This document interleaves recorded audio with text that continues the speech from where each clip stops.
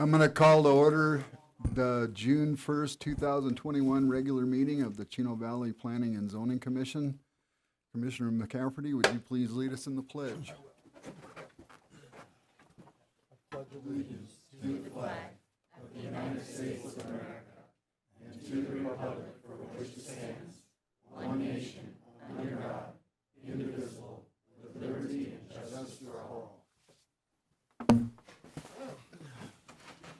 Thank you. Can we get a roll call, please? Yes, sir. Commissioner Welter? Here. Commissioner McCafferty? Here. Commissioner Somerville? Here. Commissioner Schweitzer? Commissioner Metters? Here. Vice Chair Pasiak? Here. Chair Merritt? Here. Thank you. Welcome. Okay, we'll move to item 4A, consideration of possible action to approve the May 4th, 2021 regular meeting minutes. Has the commission had an opportunity to look the minutes over? Is there anybody who has any questions? I make a motion, we accept them as printed. We have a motion. Do we have a second? I second. Motion and second. All in favor? Aye. Anybody opposed? That little noise was to remind me to shut this off. Hopefully you guys will do the same thing. Yeah.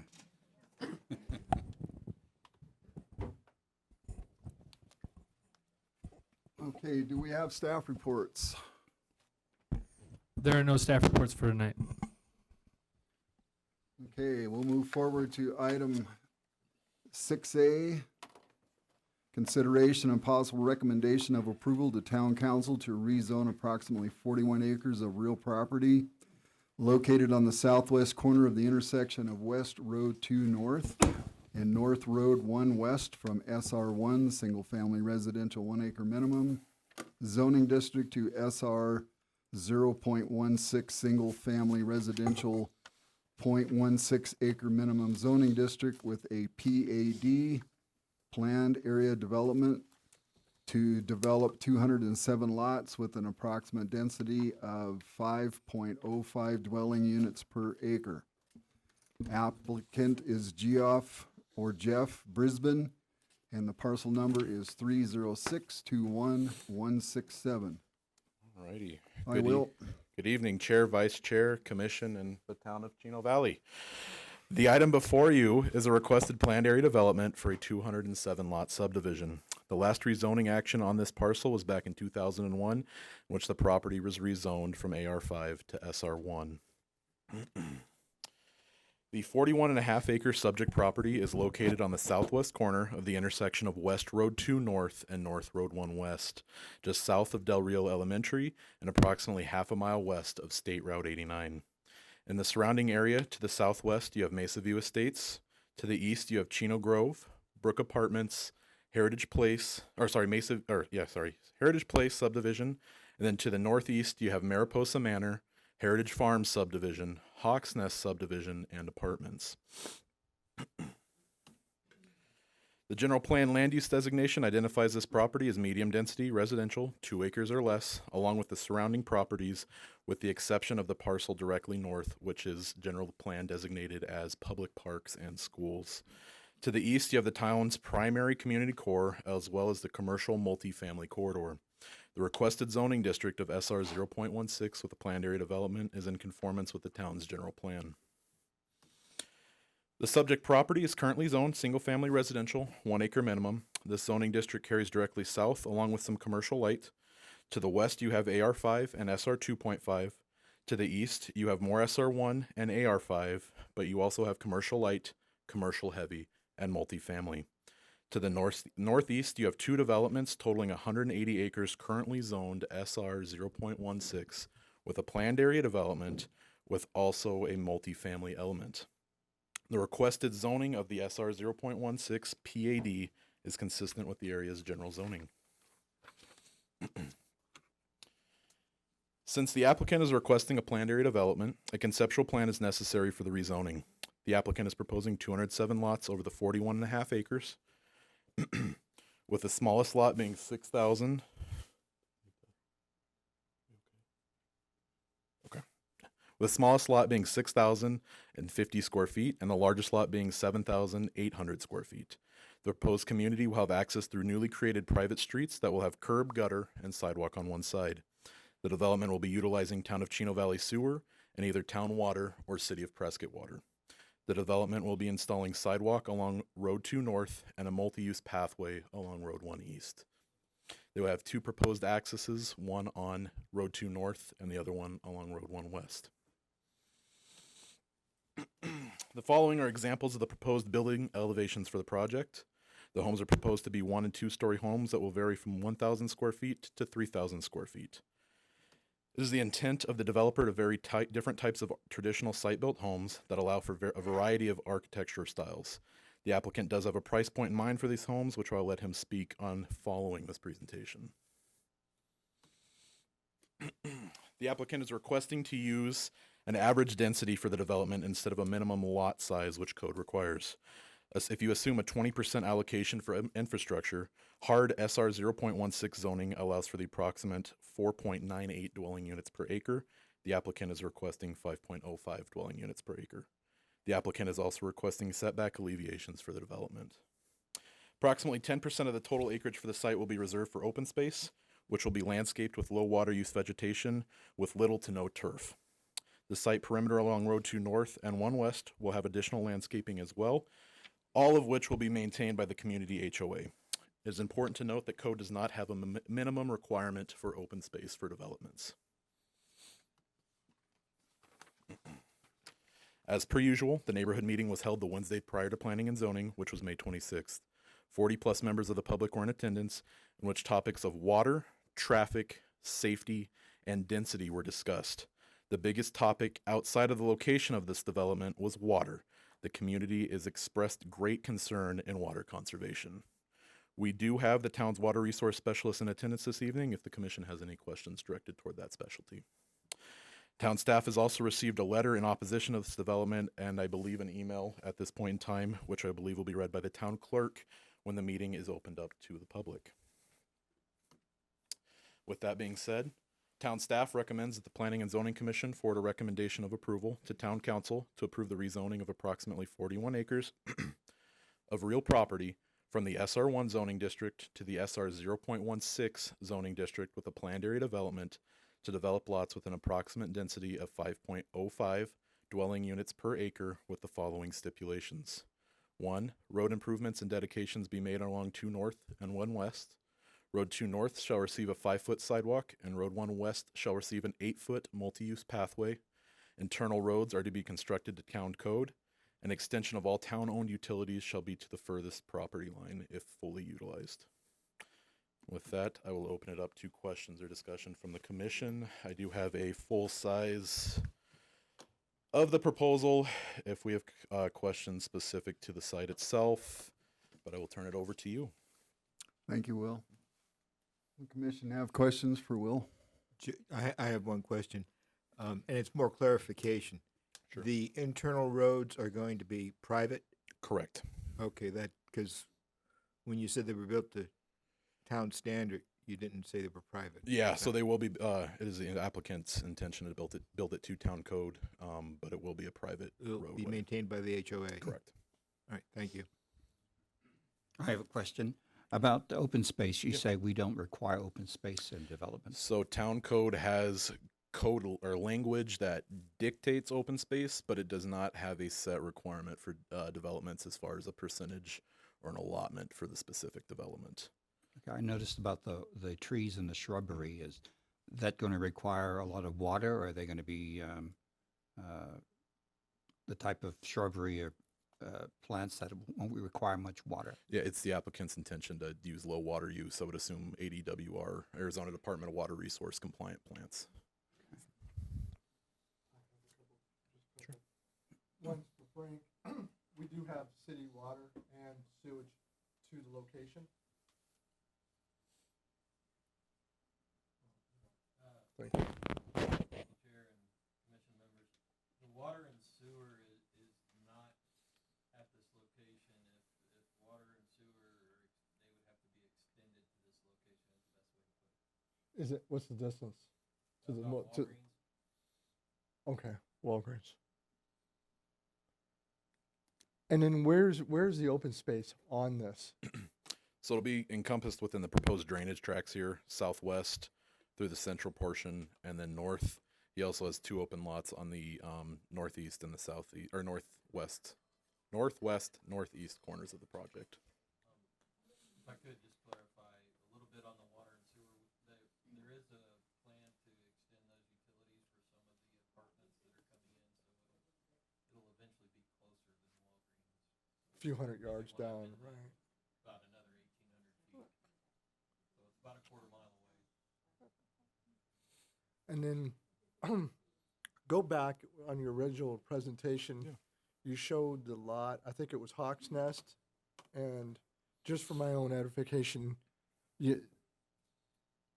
yes, that's the Okay. one. The one right across to the east side of, right across from the school right there. That one? That's already currently zoned .16. That is correct. It was rezoned back in, I want to say 06, 07. But it's got a PAD on it. It does doesn't have a PAD, correct. What's the lot size for that? Lot size, I believe, were close to a half acre. There was just under 145 single-family homes proposed for that, and then the one to the east, Hawks Nest, is 150 single-family homes and 240 plus multifamily. So on either one of these parcel numbers on the .16, were any of them exceeding the town's per acre utilization per unit? This one's going at 5.05, am I correct? Correct. And what is our normal standard? If you assume 20% infrastructure, it's 4.98. Okay, do you know if any of these were in that same realm? With the one with the multifamily, yes. I would say. And that's the little one. So down that's Hawks Nest here. right. Heritage Farms, they were close to half acre. They were in between quarter to Okay. half. And there's nobody else in the surrounding areas that you can find that we exceed that 4.82. I know there's development within town, but not on this side of the road. Okay. So I guess the reason why I'm asking that, does that seem to contradict our target, our what is this, target strategy 1 for a transition within our general plan? I'll ask Josh to kind Do of. you know what I'm saying? Because under that, if I recall from memory, and I didn't read it today, so I apologize for that, but it seems like that's the one I remember, or maybe it's number 2, where there needs to be some level of transition as we move out from the community core. I would have to go back and review that section that you're talking about. I don't remember that.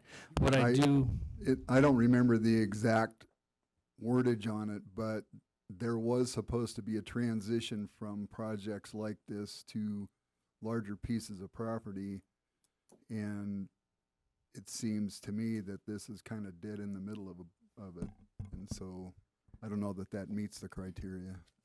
unfortunately, the general plan land use map shows that all this residential is to go 2 acres or less. So the proposal is consistent with the general plan. There may be goals and objectives in there, but I don't believe it was fully defined how to interpret that, especially given the future land use map and what the residential of those sections are designated.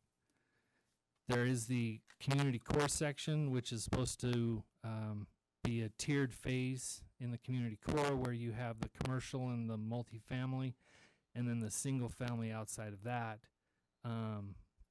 But as far as the medium density residential, I'm not sure how that would apply, since all the residential sections of this community are designated medium density residential, which specifically calls out 2 acres or less and does not provide any guidance as to what that means. So when a property owner wants to rezone their property, if the rezoning request is 2 acres or less, it is consistent with the general plan. On that aspect, I completely agree, but I still wonder, does anybody have a copy of the UDO right here? Do you have a copy of the UDO by any chance? I have access to it.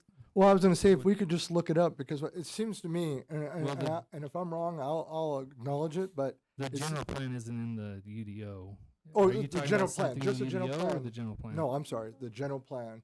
And look up target strategy 1, I believe it is. And I might be wrong about this, but it seems to me that I recall that any development planning as the town grows or whatever, there needs to be a level of transition. And this same argument came up when we were looking at the Brook Apartments, I remember. It did. And that was a very hot topic because there was no transition. We went from boom to boom. I mean, high density.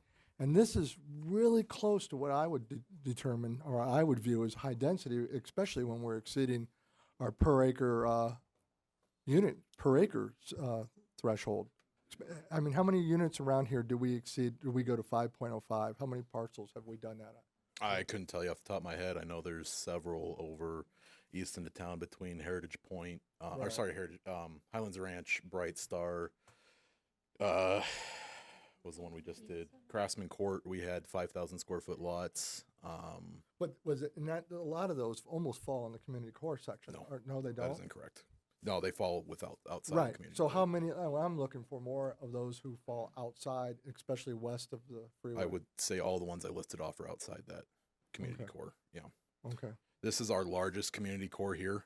Right. And it, on the eastern end, it expands to 1 east, Mm-hmm. and then roughly halfway point to 1 west here. Okay. And it's our largest. And everything within there. So you have Country West within there. You've got the Brook Apartments partially falling within there. You've got a lot of commercial development within this community core. That's all the questions I have. Anybody else have questions? Go ahead, ju- Gary. Again, just a point of clarification. I'm reading the recommendations in the staff report, and number 6 says town sewer main shall be extended to the furthest property line. And so the sewer will be extended, but the water is up to question. So what's up in question on the water is whether the applicant is going to be utilizing City of Prescott versus Town of Chino Valley. Okay. City of Prescott water is to the southern boundary of this parcel. If he chooses to use City of Prescott, we can't stipulate their water or their Okay, pipes. but the sewer will be extended. Because he has to have it for this density regardless. That wasn't clear on the presentation. I apologize for that. No, that's fine. Like I said, point of clarification, that's all. Absolutely. Thank you. Thank you, Will. Yeah. So would the developer like to come up and speak?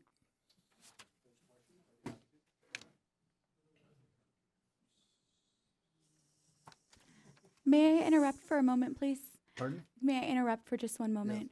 I just want to remind everybody that if we can please be quiet, we are recording, so we have a lot of background chatter that's going to mess with our recording for transcribing our minutes. So if we could just please keep it quiet. Thank you.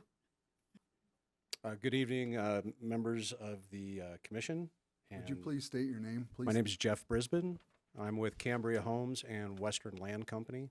And I appreciate you taking the opportunity to look at our potential subdivision. 207 lots is proposed. I understand that there are some concerns in the community regarding multiple facets of the development, and happy to look at accommodating as many as I can. All right. It doesn't seem to be very much attention paid to open spaces or amenities, park areas, that sort of thing. It just doesn't seem to have a lot of thought put into it. It looks mostly like try to get as many lots out of the area as possible. I know this is just a preliminary draft here, but it just seems pretty bare bones to me. What would you like to see? Well, ordinarily, we would want to see areas where there's walking paths or places for the kids to play. I mean, you have 2 corner lots and a drainage ditch that runs up the middle, and pretty much everything else is just as tight as it can be in there. I just feel like, just my opinion, that it seems like there's just not a lot of effort put into making it as amenable to the public as possible, the public meaning the people that live there. So would you be open for different things like that? Absolutely. As I mentioned in the last meeting, I'm not really even set on 5 units to the acre, and I mentioned that 3 times in our last meeting. So Can I make this work with half-acre lots? Maybe not, and that's exactly what I said. So can we come off 5? Likely. More open space? Likely. We're also proposing walking paths on the east side. We can reconfigure this to have walking paths through the open space. Typically, we use drainage areas for the open space, and a lot of times we do use those things for like turf, plants, trees, and I understand that we're in an area that has drought issues and water issues. So the idea was to use no turf, but also have amenities in there for families, children, walking areas that are safe for our kids, sidewalks throughout the community, and also on 2 North. So yes, I'm very open. That's what I wanted to achieve this last meeting last Wednesday. Okay, so we'll probably have you come back up again after the public speaks, because there'll Okay, be lots of that's fine. comments, I'm sure. Go ahead. What's your price range that you're looking to put in this area? We feel that we'll probably, and with construction costs exploding as well, prices have obviously gone up, but we'd like to keep, affordable to today's market is really about $325,000. Maybe dip below that a little bit on some of the smaller product, and that would probably go up to probably $400,000 to $450,000, depending on the size of the house. But that's projected. Really, we're subject to the market forces and what the market is really pushing at the time. I have a question. Maybe I'm confused, but did you say that you weren't really sure where they were going to get the water, whether it was Chino Valley or Prescott? Correct. It'll either be town of Chino Valley or Well, City of should we Prescott know Water. that before Well, this we development? have 2 options. Yeah. One of them is to bring the utility line from where the Brooks Apartments is putting in their water on 2 North, approximately a quarter mile to the west of the Walgreens. And from there, we can extend that water line through the intersection of 1 West and 2 North to the subdivision, actually bound the property to our west property line. So that's one option. The other option is to utilize the city of Prescott water. They've got, I believe, a 6 or an 8-inch line that's to the property right now. So it kind of just depends on which way we want to go with that. And the city of Prescott uses the water that's here, don't they? They have, is that right? It's our water. So one way or the other, it's going to be out of Chino Valley's water supply. Yeah. It's, ma'am, ma'am,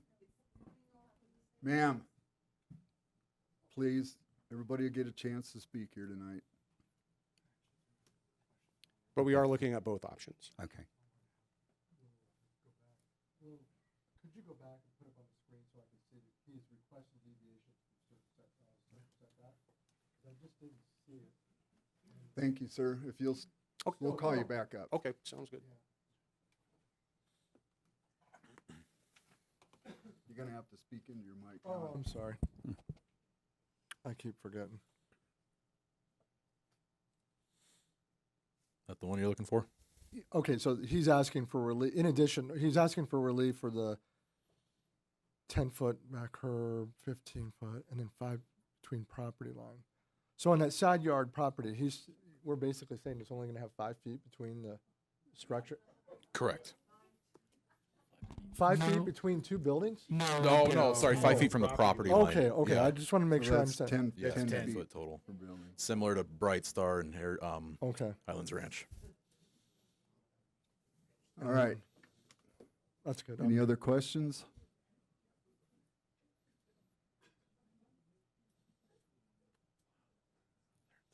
Are we good? I'm good. Thank you, Will. No problem. Okay, I'm going to open up the public portion of this meeting right now. I'm going to be really specific. There's a lot of people here tonight. Everybody's going to get 3 minutes, or if you can get done in less than 3 minutes, that would be good.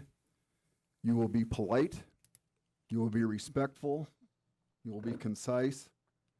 If you're basically going to say, I agree with whatever the other people stood up there before you said, it would do us all a favor if you would say that right up front. We will make a note of it. It doesn't take away your opinion or your words.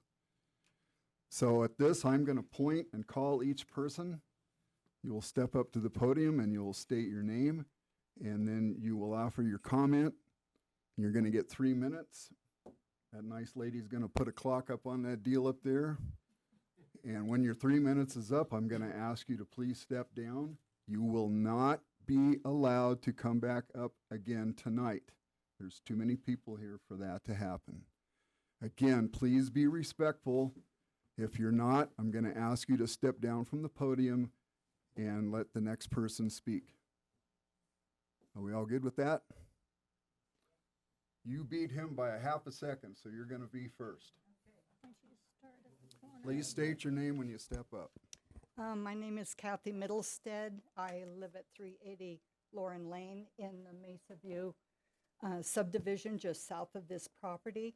One reason why we chose to move to Chino Valley is that we noticed it was open space. We could get a 1 acre. We weren't limited to a tiny little place where we were on top of one another, like Prescott Valley or Prescott. We have 1 acre. Some of the subdivisions around this property or close to it is Mesa View. They're 1 acre parcels. I believe Molly Ray Estates in Palomino, I believe it's estates. They're roughly, if not 1 acre, they're roughly 1 acre. We enjoy the open space. If we wanted to be on top of each other, we would have moved to Prescott Valley. To go from 2 acres or less to 0.16 per single family residence is, in my opinion, an extreme. I would like to see it remain 1 acre per single family residence. That's consistent with the area in these 3 major subdivisions. I'm concerned about the condition of our roads outside of this development with the impact of all these residences. The roads aren't real good around this area to begin with, and I think this is going to have an impact on the roads. Water, a lot of people here that were here at the last meeting have more information on the water and the demand it's going to have on them and all of us as a community. I'm not in agreement with this project, and I highly recommend that you please think about your citizens in this community and recommend to the City Council to not approve this project as it's designed right now. Thank you. Thank you.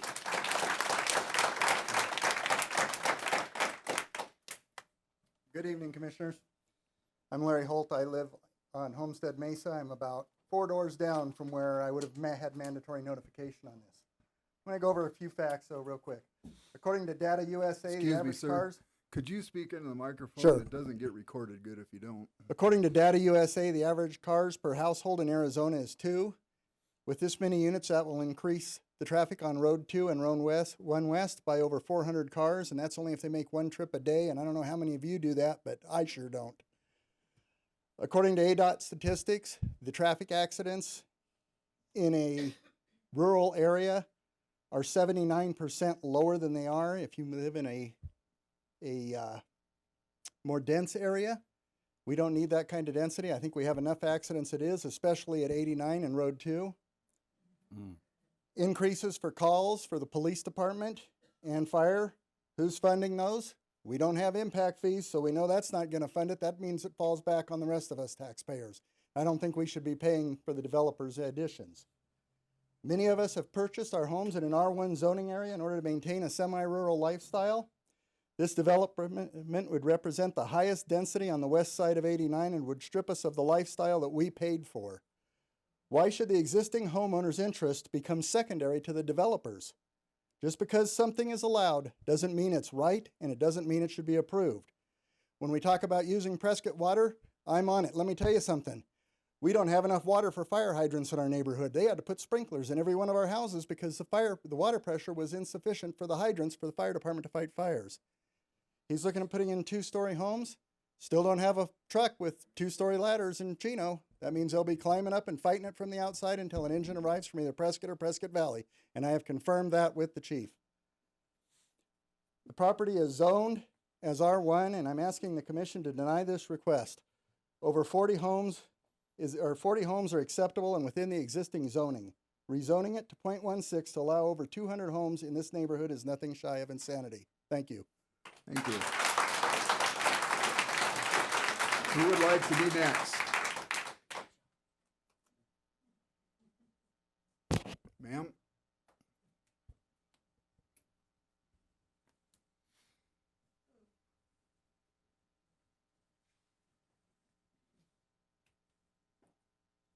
Good evening. You're a tough act to follow.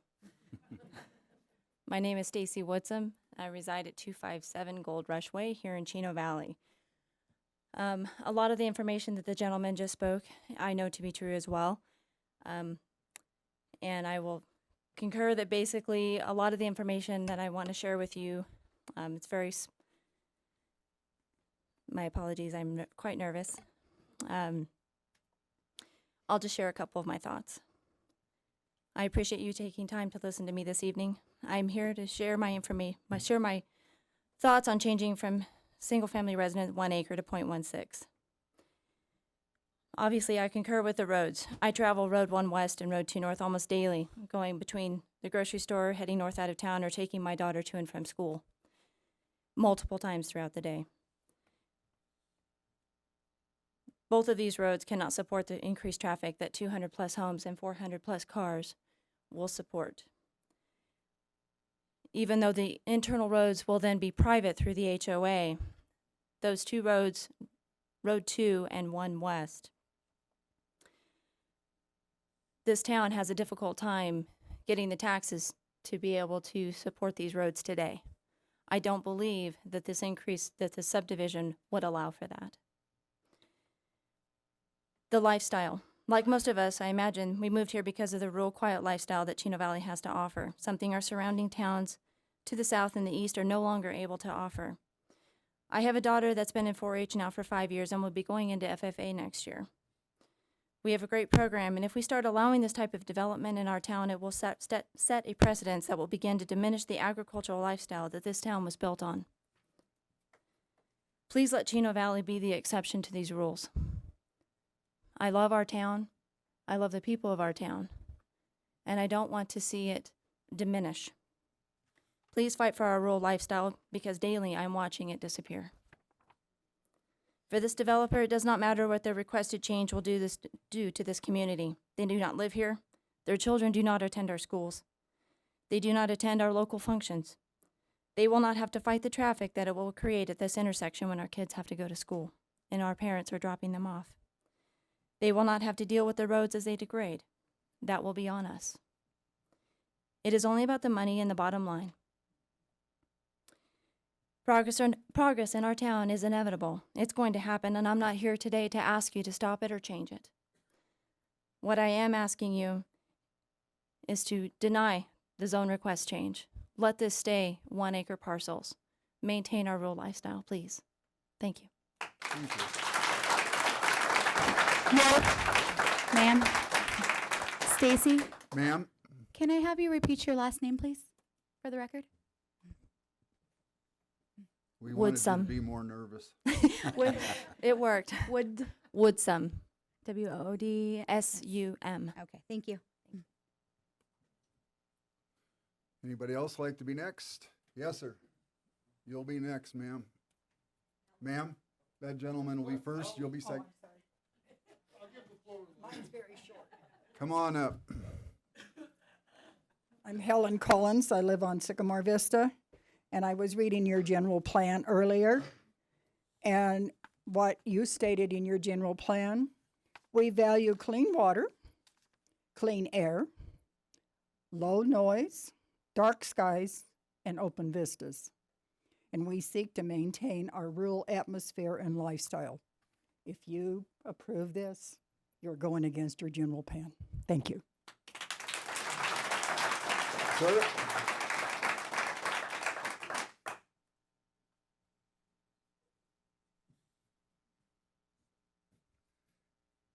Hello, my name's Gene Herenzak, 517 Grove. My wife and I are probably the newest people here in town. We moved here about a year ago. from the valley in Levine, which is basically the same kind of place here, 1-2 acre lots.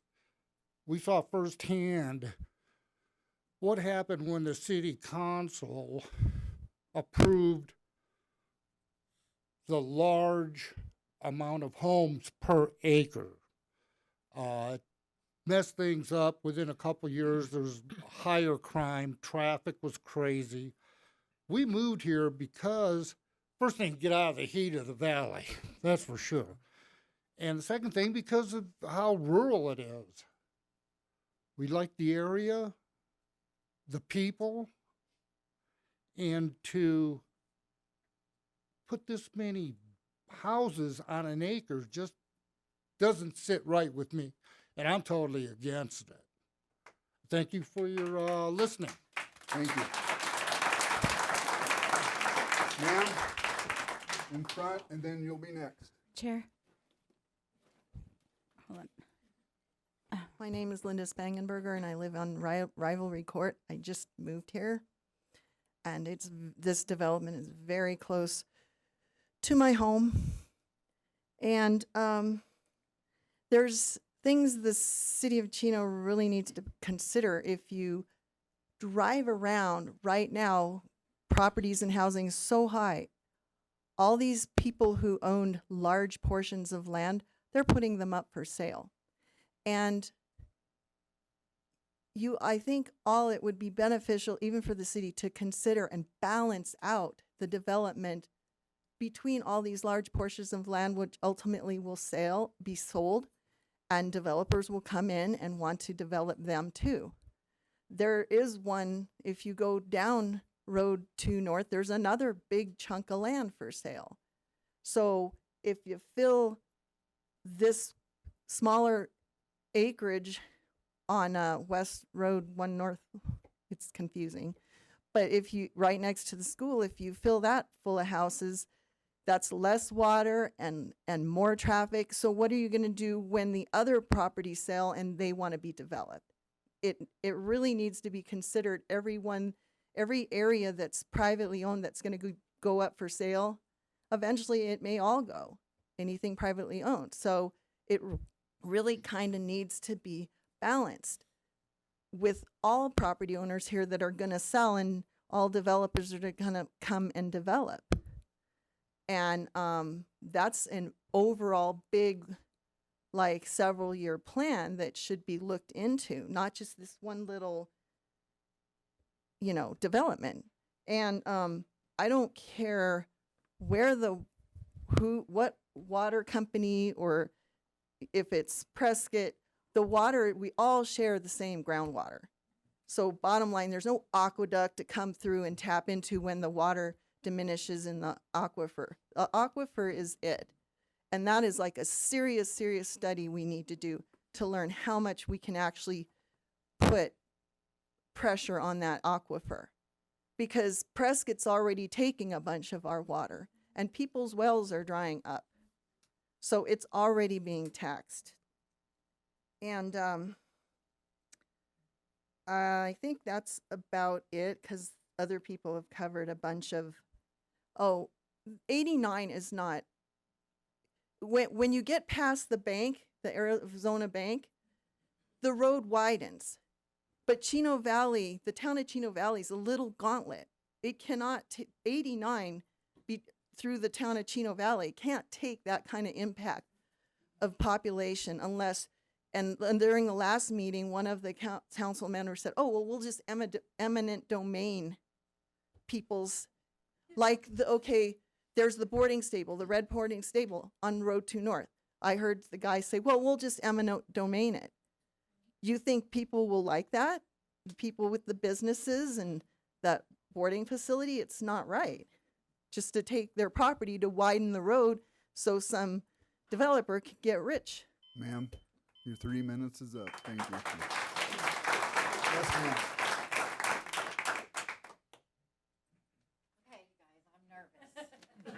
I don't like speaking. You ain't Only half when as I get nervous mad. as I am. But anyhow, we do have a water problem. I was talking. Could you please state your name? Yolanda Manelia. Thank you. So I did call the water company today.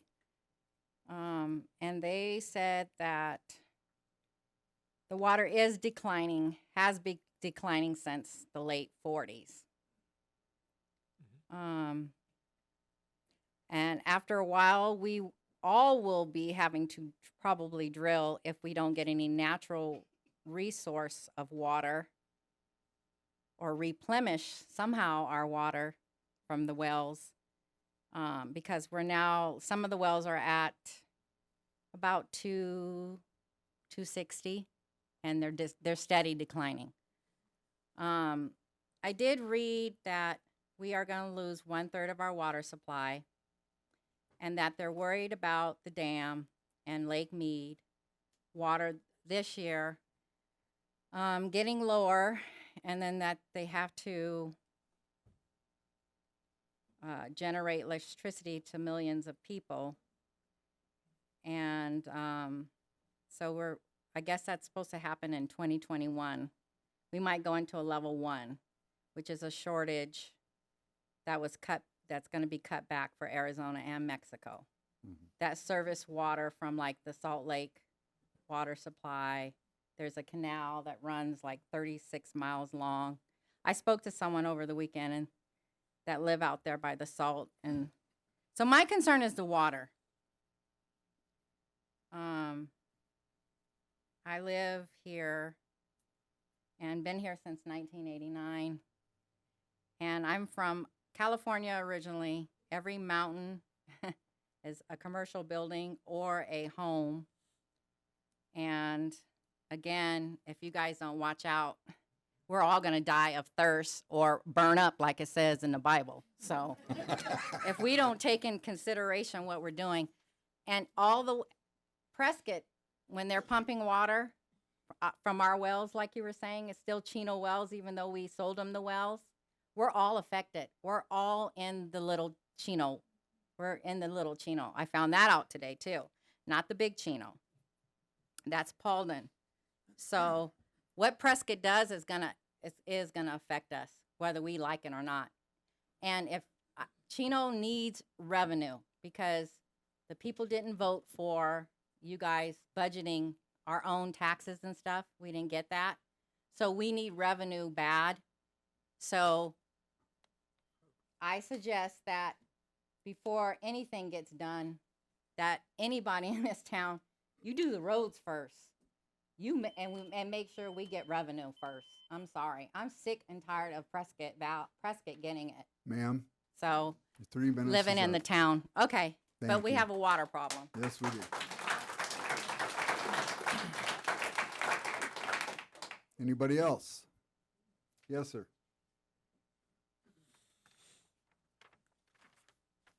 My name is Randy Brummond. I live on Kristen Street, Appaloosa 1.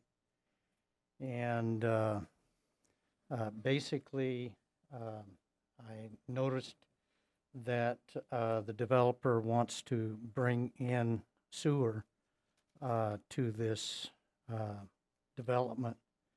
And that's a little difficult to compete with Santa Claus. We don't have the infrastructure. We have a traffic problem, and ultimately we're going to have a water problem. Last meeting, I had said that basically instead of 340 gallons for water usage per month, you're looking at 1,600,000 plus of gallons per water. Well, where's this water coming from? Where is it going to come from? And I think instead of doing the parcel at 207 homes, you ought to consider doing the business park and get business in there so that we can have revenue that lady talked about. Thank you. Thank you.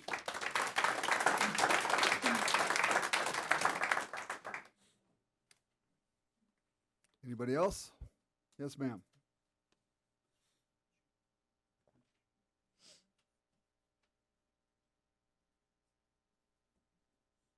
My name is Leslie Stuller. I live at 1325 West Road 2 North. My house will be 2 doors down from this proposed sardine can, as the best I can put it.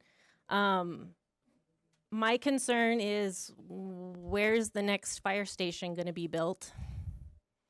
Because if you're going to keep bringing people in, we've got 95 apartments on that same road.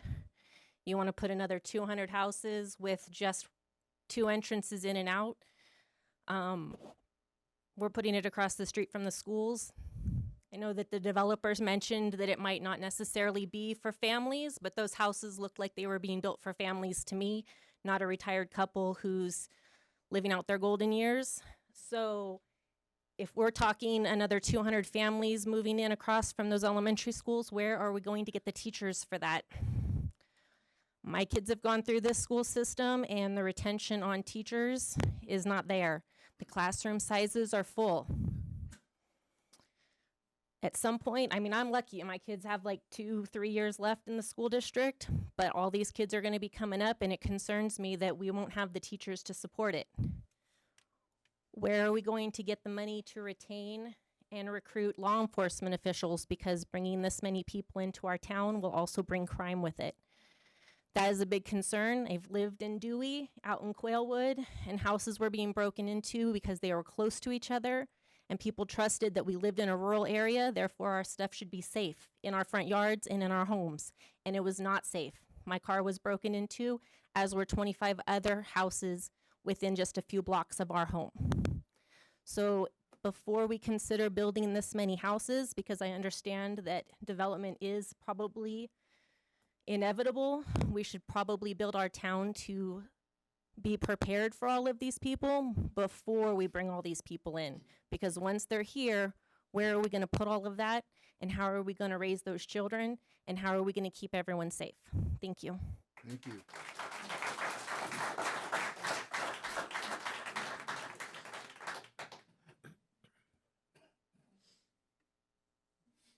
Slow writer, sorry.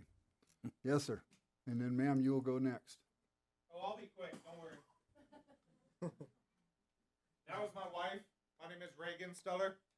I live at 1325 West Road 2 North. I just have a couple of things. I love the seal up here. Could you just slide that over real quick? So when are we going to change this? Because you're going to kill off all the pronghorn. You're going to get rid of the mountains. You're going to get rid of the views. So is the next plan to go ahead and put, you know, high rises and tons of homes and jail bars and criminals and all that? Because we're going to get rid of this, right? Okay. My next statement is, on the 26th, when we were at this last meeting, this gentleman here actually lied to you today because he said $400,000 was the price about the houses. He was talking $500,000 last week. So don't let him fool you. He already said $500,000 homes, and everybody went, oh, we can't afford that. So I'm going to go ahead and second the crime, the water, the streets, and what else? Fire. Yeah, fire resources. That's a huge thing. I mean, those houses look like they go up pretty quick. My kids have walked those streets of Road 2, going down to Sonic, wherever, and people will literally run them off the road on their bicycles or walking. Every day, I see kids, I work from home, and I see kids walking to and from school, and I see cars going all the way over to the other side of the road. If they're lucky, there's nowhere for these kids to walk. He mentioned, yes, he's going to put a small piece of sidewalk on Road 2. Okay, that does that one little section. What about all the rest of the area? There's no sidewalks there. There's nowhere safe for the kids.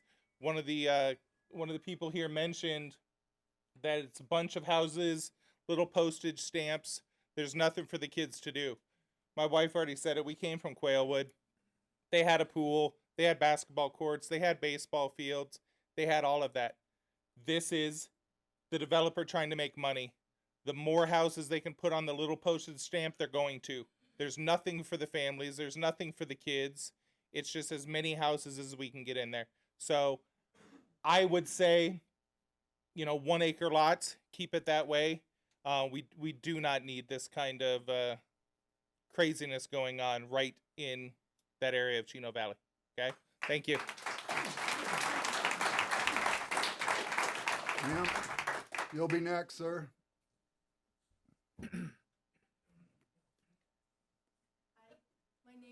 My name is Geneva Eads, and I live on Yavapai Street off of Road 3. It seems like a faraway distance from this project, but it affects everyone in Chino Valley. One of the things that I wanted to bring up, there's this vague thing about taxes will pay for everything, that we can take care of our own. Have any of you driven up and down 89 and looked at the little strip malls and all the empty stores and all the empty for rent commercial areas? There is no business in this town. Everybody goes to Chino, to Prescott to shop because it's just the taxes, what's available. This town doesn't have a business infrastructure to support the kind of things that you need to build to develop this project. And that's basically all I have to say. Because I agree with everything everyone else has said about the water and the density and the children. It is just not what Chino Valley was originally designed to be. It was actually started as a rural area, and now you're trying to turn it into Prescott Valley. Thanks. Thank you.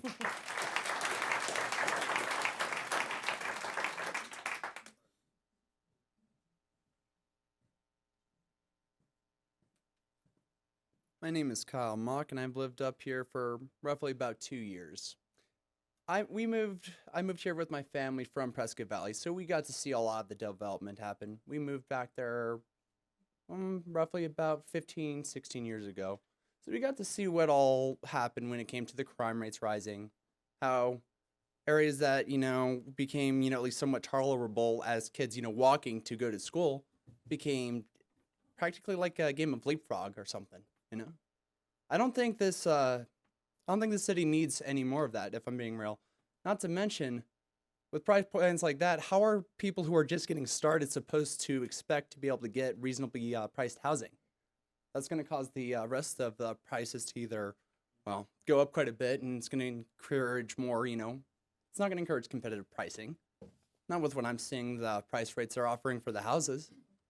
And honestly, as far as the architecture, well, I've been doing a lot of study of that. Honestly, I don't see much difference in it. And honestly, I've been spending the past 120 hours over the last 3 months doing that. So, yeah, I think when it comes to this guy mentioning a bunch of architecture styles, I'm not really seeing it. I've got a keen eye. That's all I have to say. Thank you. In the back, sir, and then you'll be next.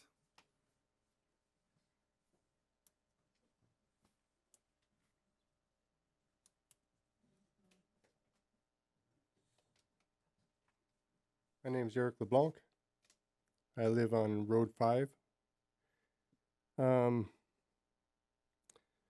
I concur with just about everything that everybody's talked about here.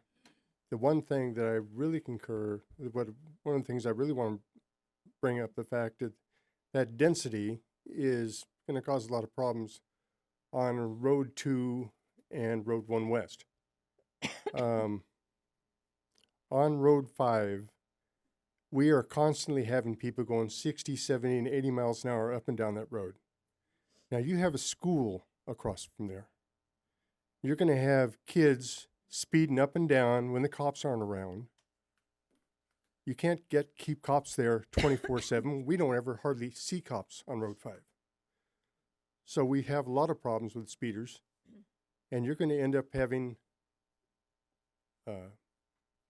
accidents, especially when you get down to 89, because of that density. And we have one little subdivision up the street from us. They're all 1 acre lots. But there's still about, 50 or 100 homes, and we still have a lot of problems with speeding. Like I said, you can't keep cops out there all the time, and you're going to have a lot of speeding, you're going to have a lot of accidents, and you're going to have children injured. I came from Cornville originally, and I saw a kid get killed by a speeder. I really don't want to see that here. You need to keep everything to 1 acre lots. Thank you. Thank you.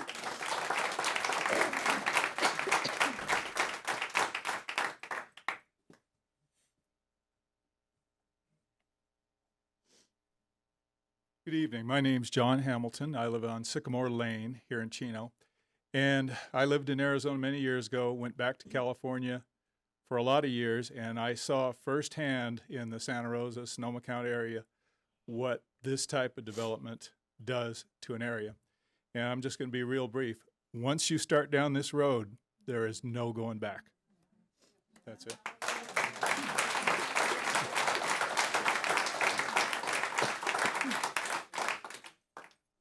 Anybody else? Ma'am.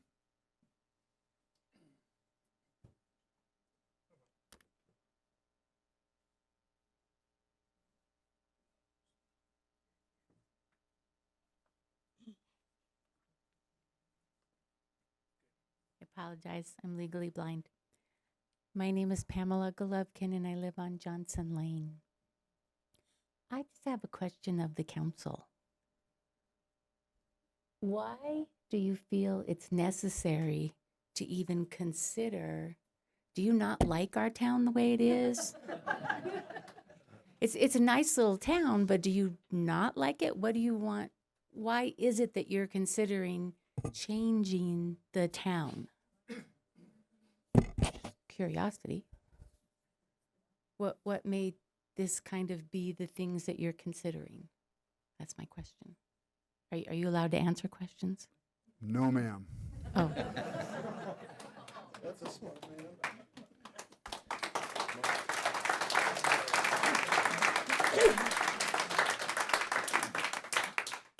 I would like to point out that we are not the town council. We are the zoning commission. We get paid huge sums to set up here.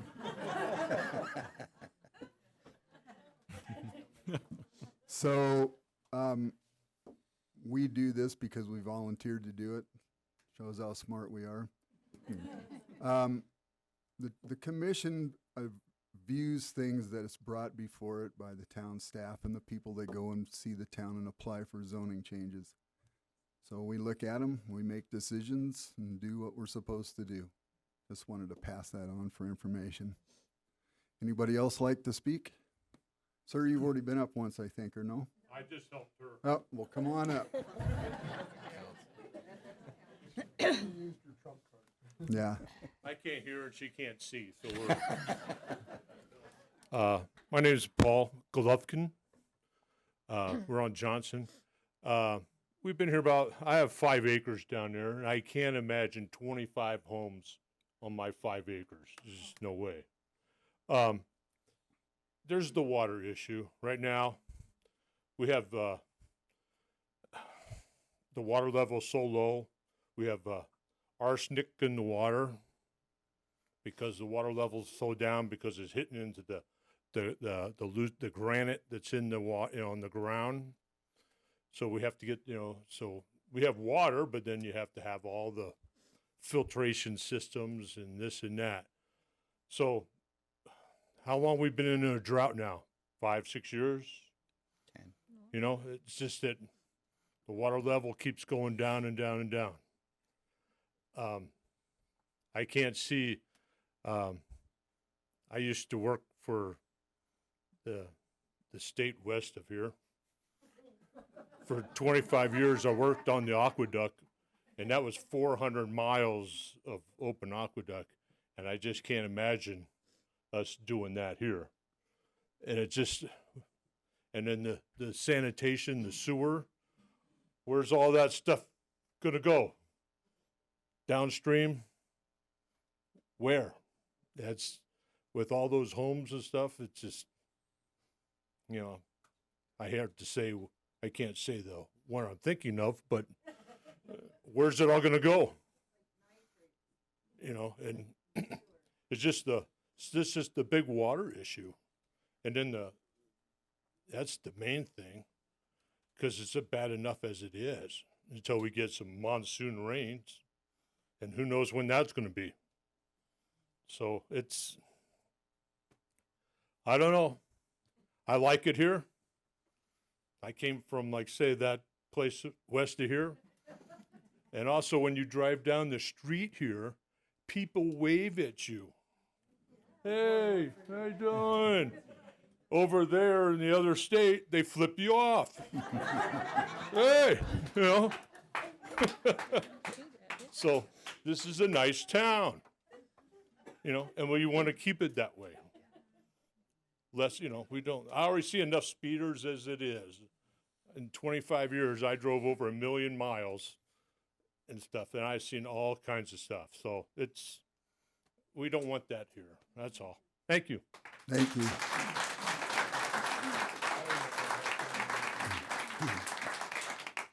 Anybody else like to come up? Ma'am, in the back right there, and I saw another hand over here. Who was that? Okay, thank you. I'm Cammie Shepherd, and I live over on Heidi Lane, which is off Center. And talk about speeders. That's what it's just gotten bad. But 2 points. One of the reasons I moved here is it's a rural community. I mean, I'm surrounded by horses and chickens and goats, and the kids are riding on the dirt roads. And that's part of the living out here. And again, 1 acre land. If you noticed, and you can look at Prescott Valley, there's no chickens, there's no cows, there's no horses. I think there was a bear that was probably almost killed over there recently, but there's no country in Prescott Valley anymore. And that's one point.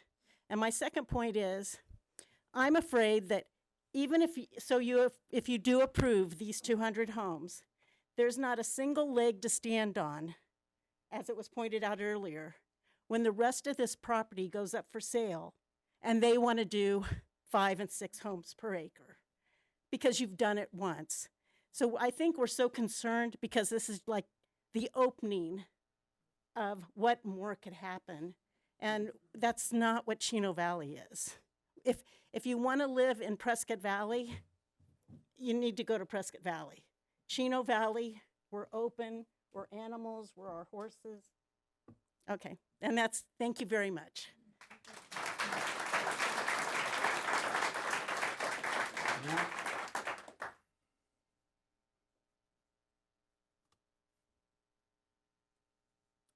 Hello, my name is Deb Kirby, and one thing I've noticed that has not been brought up today is when you plop a big subdivision right in the middle of a farming community, you're going to have smells from all the animals, you're going to have flies from all the animals, not to mention roosters crowing at 3 a.m.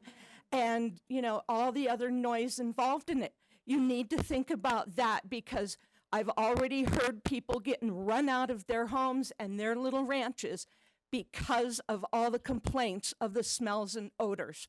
I have a friend whose husband spoke earlier, and recently people put homes on 1 acre near their 5 acre farm. They constantly get complaints from the neighbors about all the smells and flies coming off of their property. And my other concern is the kids. Like they had mentioned, all the kids up there. You're going to have all those kids walking to and from school on that horrible road. And those speeders, you're going to have a lot of accidents and a lot of kids getting hurt. So that needs to also be considered. Thank you. Thank you.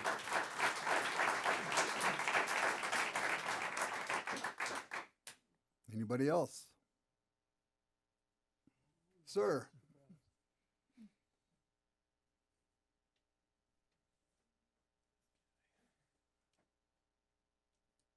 Hello, my name is Mike Best. Development like this, I don't think it's intended for anybody that lives here or works here. It's way out of our price range. It's inviting people from outside our area, the state or wherever they might be come from, who have sold their property, they have money in their pocket, and they want to come to a rural area and go ahead and when they get done, we won't have a rural area. It'll be gone again. That's all I have to say. Thank you.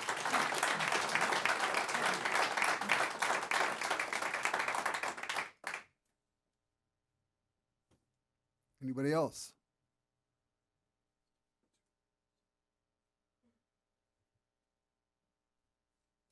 Ma'am, you came up once before, I'm sorry. Can't answer you, sorry. I hate to be that way, but that's the deal. Can they answer the question that she posed?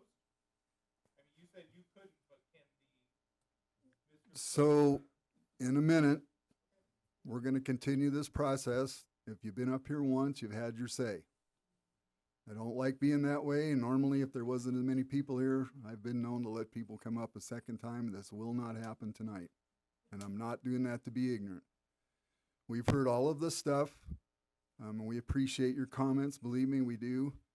And we're not up here to defend or answer or explain. We're up here to deal with the item that's on the agenda tonight. I did see somebody over here, ma'am.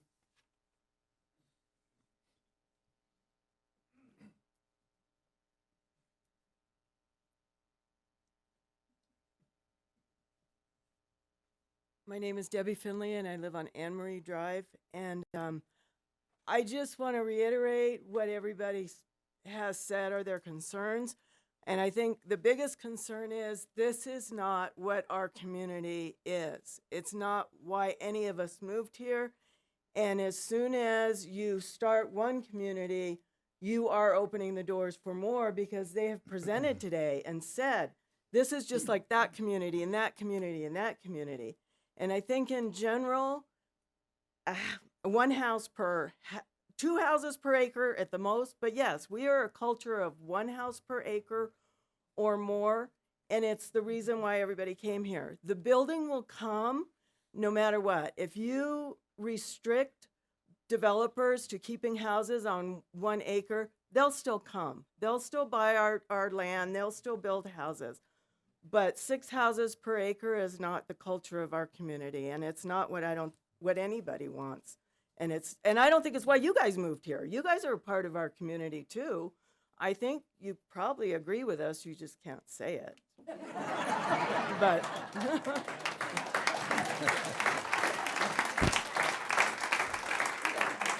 Sir.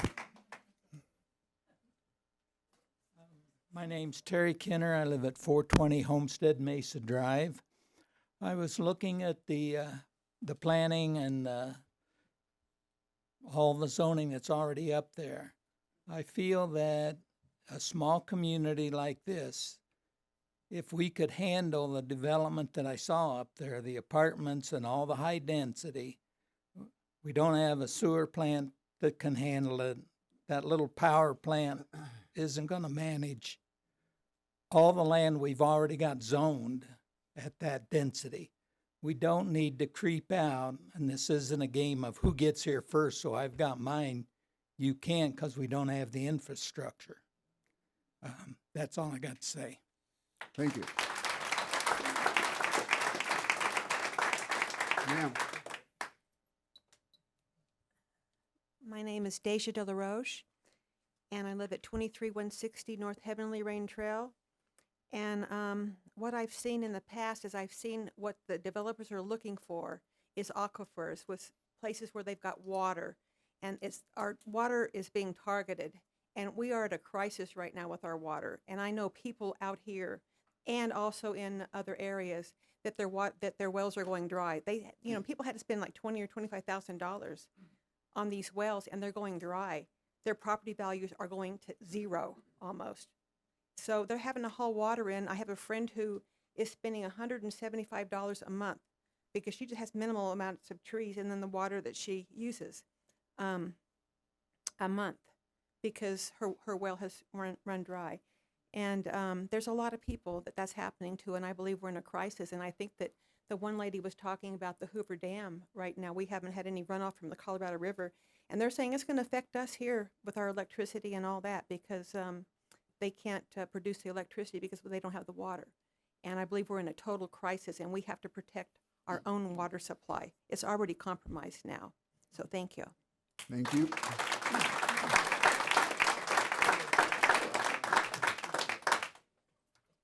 Sir.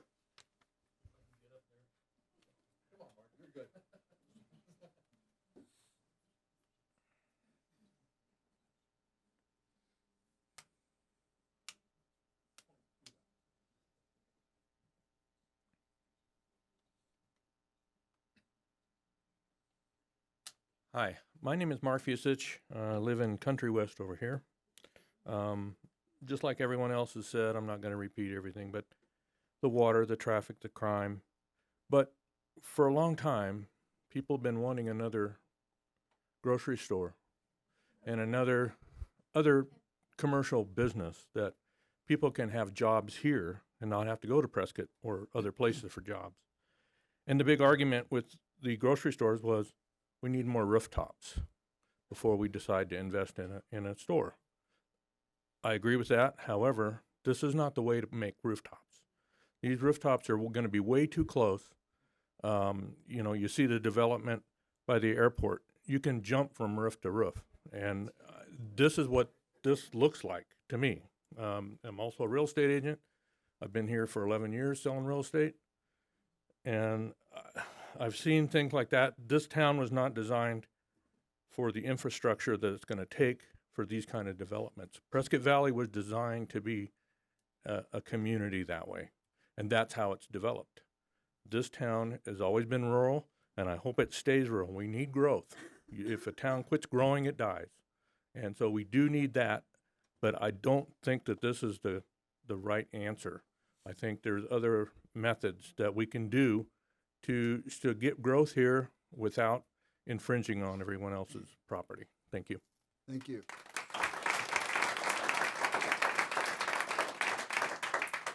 Anybody else?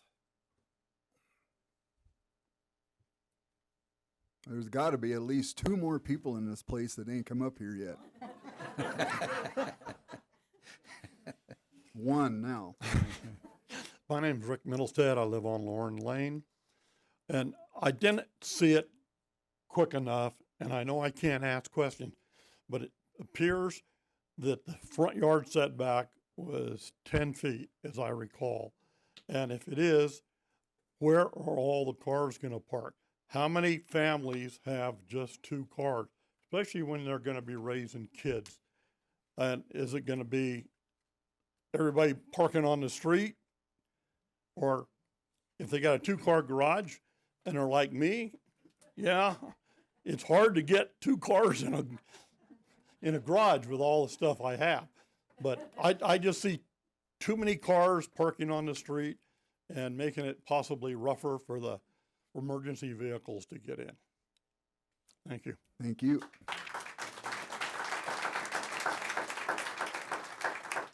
Anybody else?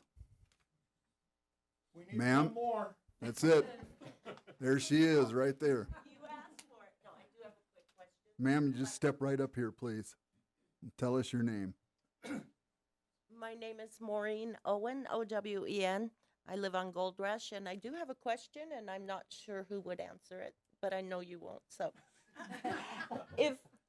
if these streets are dedicated and maintained by a homeowners association, is there any chance at some point in time those streets could be dedicated to the city for maintenance?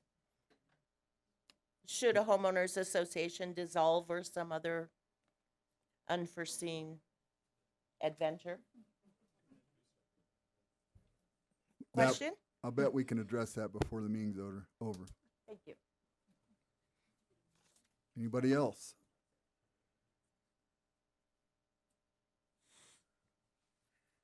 I'm going to close the public portion of this meeting. Thank you all for being polite, having good humor. We'll see if we can't go over about at least 25 comments that I got here from different people. So what I'd like to do at this point, this public portion is closed. Will, maybe you could step up? Oh, you got two letters to read. Thank you for reminding me. Thank you, John. You want me to go ahead and read them? Yes, these letters were given to the town. They're going to be read into the record, just so everybody knows what the comments are. All right. This one is from Debbie Finley.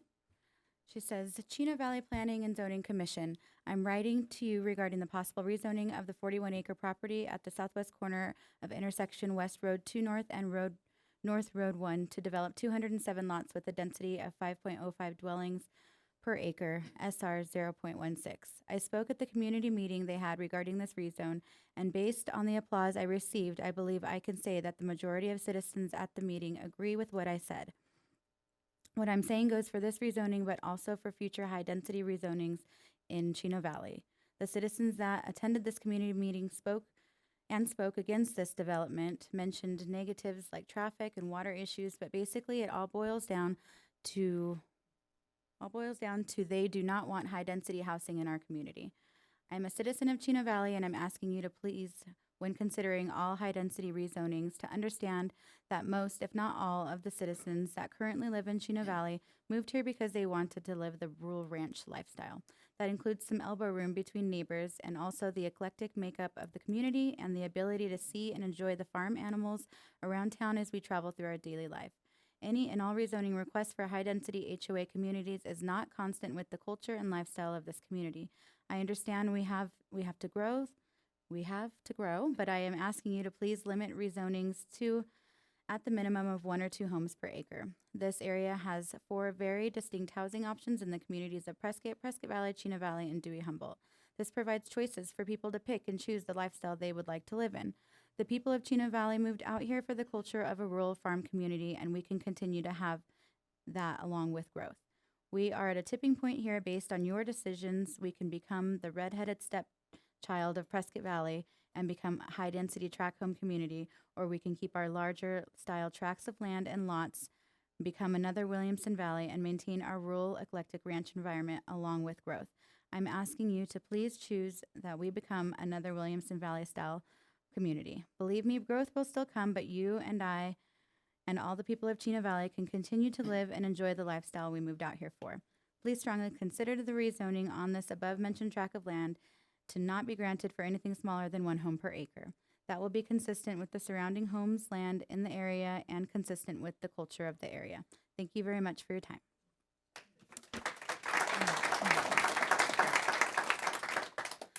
All right. This one from Sandra Tutubini. Chino Valley, I'm writing to let you know of my dissatisfaction and concern regarding this requested rezoning. The thought of adding 207 homes at the corner of Road 2 North and North Road 1 West is outrageous and foolhardy. Number 1, traffic. 207 homes equates to approximately 414 more cars traveling to and from the location.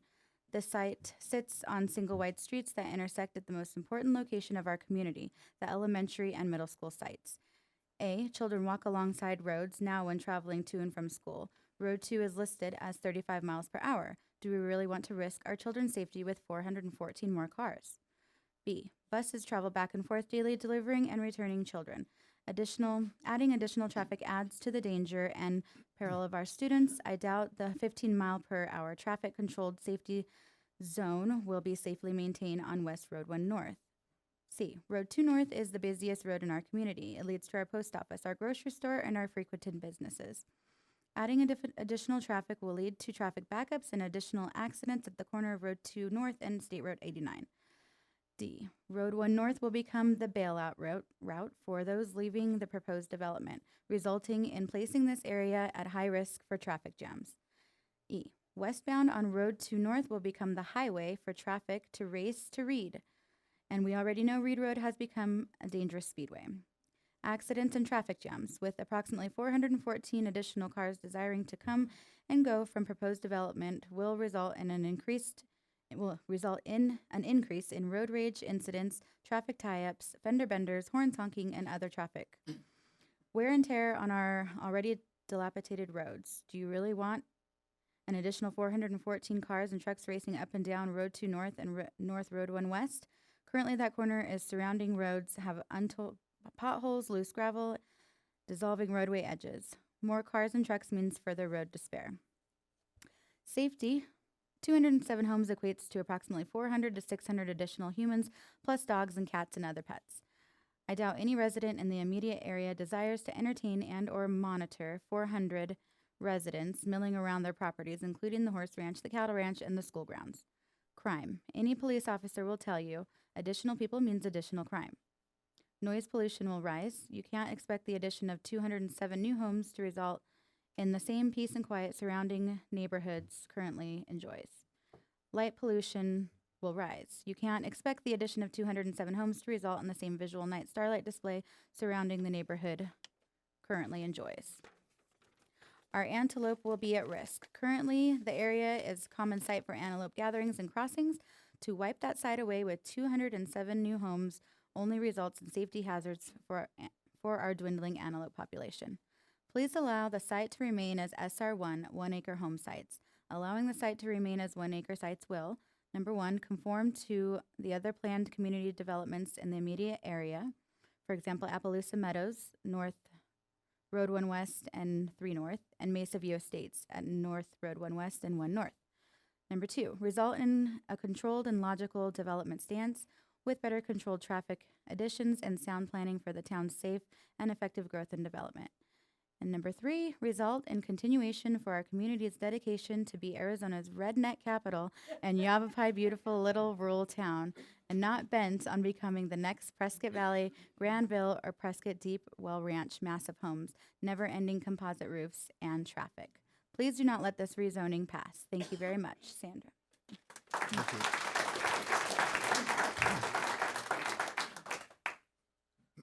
So, Will, you want to step up? I got a list of questions here. And then we'll ask the developer to come up, please, in a few minutes. Commission Chair Merritt, when it comes to the water, I would request that we have our water consultant come up and address. I agree. Thank you those- for reminding me she Yep. was here. I think it's a gal. He. Okay, He, Will. Mark Holmes. You're good. So, we hear lots of, and I know the town engineer's here too, so we'll probably bring him in on it. The first 5 comments that I wrote down were to do with traffic, lots too small, water, roads, high density, and 2-story buildings. So which one of those do you want to tackle and which ones do you want to hand off? Sure. We'll start tail end work up. 2-story homes right now. I believe that within SR1 zoning district, you're allowed up to it's either 30 or 35 foot max peak of the roof. So up to 3-story in single family residential, 1 acre already. So a request of 2 acres, or sorry, 2-story homes is, it's already allowed within the SR1 zoning district, within essentially all zoning districts within town. That that sort of height is permissible. So, Okay. Yeah. Does that answer? That's the 2-story. In other words, the existing town code already allows 2-story buildings, and there are Correct. actually quite a few in town. Correct. Water, or where do you want to go next? Traffic, roads. With a preliminary plat, a traffic study would be required. At that time, the development would be determined during that process if turn lanes would be needed or what level of improvement, and maybe Frank can speak a little bit more to that. Frank? Is the question, will the number of houses bring more traffic? No, I think judging by the notes that I took here, traffic and water were the 2 largest issues, along with speeders. They came up a lot.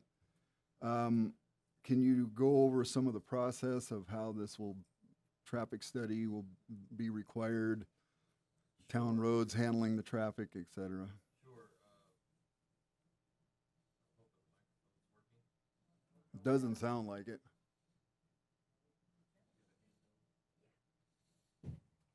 Let's see.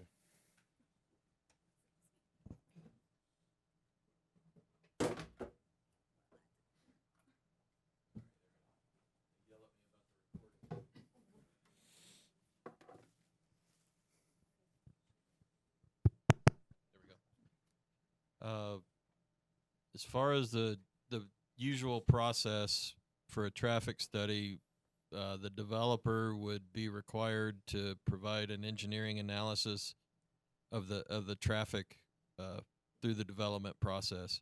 For a development this size with approximately 200 homes, maybe a few more, you're looking typically 10 trips per day generated on that per single family home, about 2,000 vehicles per day distributed in different directions.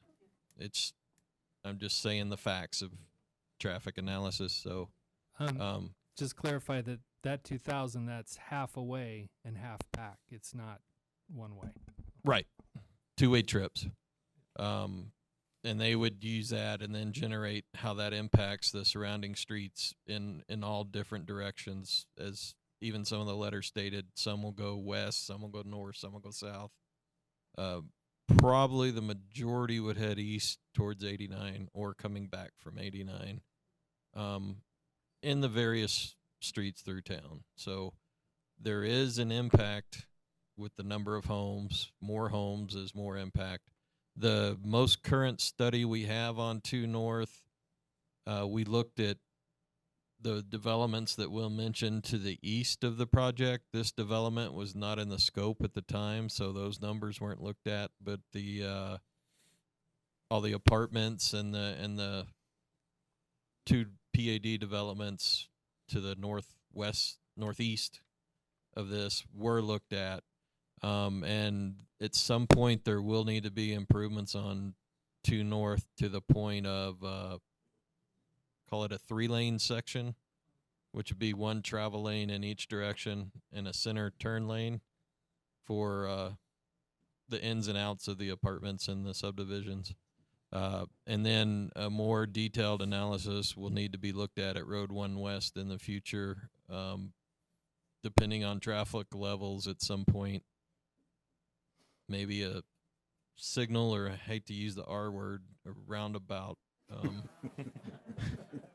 And I will defend roundabouts if people don't like them, but they cut down on fatalities by 95% is why they're so effective over a signal. They eliminate the T-bone accidents of the left turns, but you got to have room. You got to have the studies done, and this subdivision, just like any other subdivision in town, would need an engineered analysis to go with it to determine left turns in, right lanes, that sort of thing, and the turn lanes at the intersection. The 4-way at 1 West and 2 North would be of significant study for a development like this. And I couldn't say exactly what the outcome would be, but it would definitely need to be looked at. Thank you. What about sewer? That came up. Who's going to pay for it? Where is it going to come from? What's the ability of the town sewer to handle the extra people? The sewer there's 2 places. If I don't know how detailed an answer you would want. I guess one of the main things would be who's going to pay for it, and the other thing is, does the town sewer plant have the ability to handle the extra load? Okay. The development usually extends utilities, so development pays for development in general. Town may elect, upon council's decision, if they want to provide utility extensions. That's a council decision. But generally for developments like this, they would need to extend, and then there could be potential paybacks for other developments that are, for lack of a better term, filling the gaps between where they come in, that they could be paid back for that. There's some provisions in the code for that. So as far as capacity of the plant currently treats about 300,000 gallons a day through its customers. It's permitted for, I believe, up to 1 million gallons a day or more, but it's only built to handle 500,000 gallons a day right now. So we're already looking at plans for expansion of the plant based on development in town and that potential growth. Actually, I think it might be permitted to 5 million, but you need to expand as you go, and you can kind of get with that. You don't want to build the plant entirely before all the development. You look at the rates of development and then expand the plan as the rates come in. So the sewer lines will be brought up by the developer if the plant has to expand because of additional growth, not necessarily with this subdivision. Where do those funds come from? Right. Those funds are the buy-in fees for the sewer and the water is where those charges are coming from. The capacity charges of the plant to do that comes from your, I think it's over $4,000 now for buy-in fee for water and over $6,000 for sewer. Standard in the area, we're fairly average. The rates, the monthly rates are for the operation of the systems. The buy-in fees are for that capacity. So it's not funded out of taxpayer money, it's funded out of the people wanting to hook up to it. Right. The water and sewer specifically are enterprise funds by law, and so any water that goes in, any money that goes into those funds by law can only be spent on those. So that it's almost like a business that the monies that go into there are spent exclusively on that. All right, thank you. Okay, let's see what else we got here. Fire station, that came up a couple of times. As far as that, I'd have to defer to CAFMA as far as when they would, or where they would like to locate. I know we do have one behind the north campus of the town off of Voss, or 3 North behind police station currently. But as far as any future expansion for that, that would be really CAFMA's call when that comes into play. If I could add to that, during the Brook Apartments public hearing process, CAFMA made it clear that the fire department or the fire station at 3 North has the apparatus necessary to serve up to 3 stories and more. Okay. That was from Rick Chase, who's the fire marshal. Yep. Know him.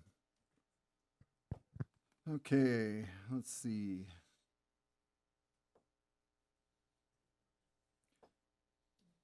I know some concerns were about lifestyle changes.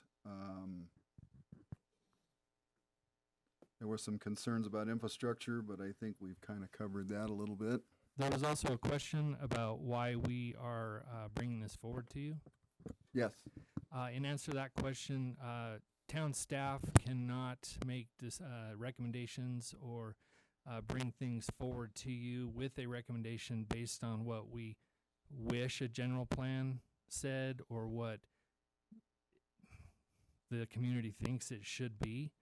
We can only bring recommendations forward to you based on what is in the general plan and what was adopted and voted on by the town of Chino Valley. So the current general plan, the future land use map, shows medium density residential in this area, and that's defined as anything that's 2 acres or less, and SR 0.16 falls within that.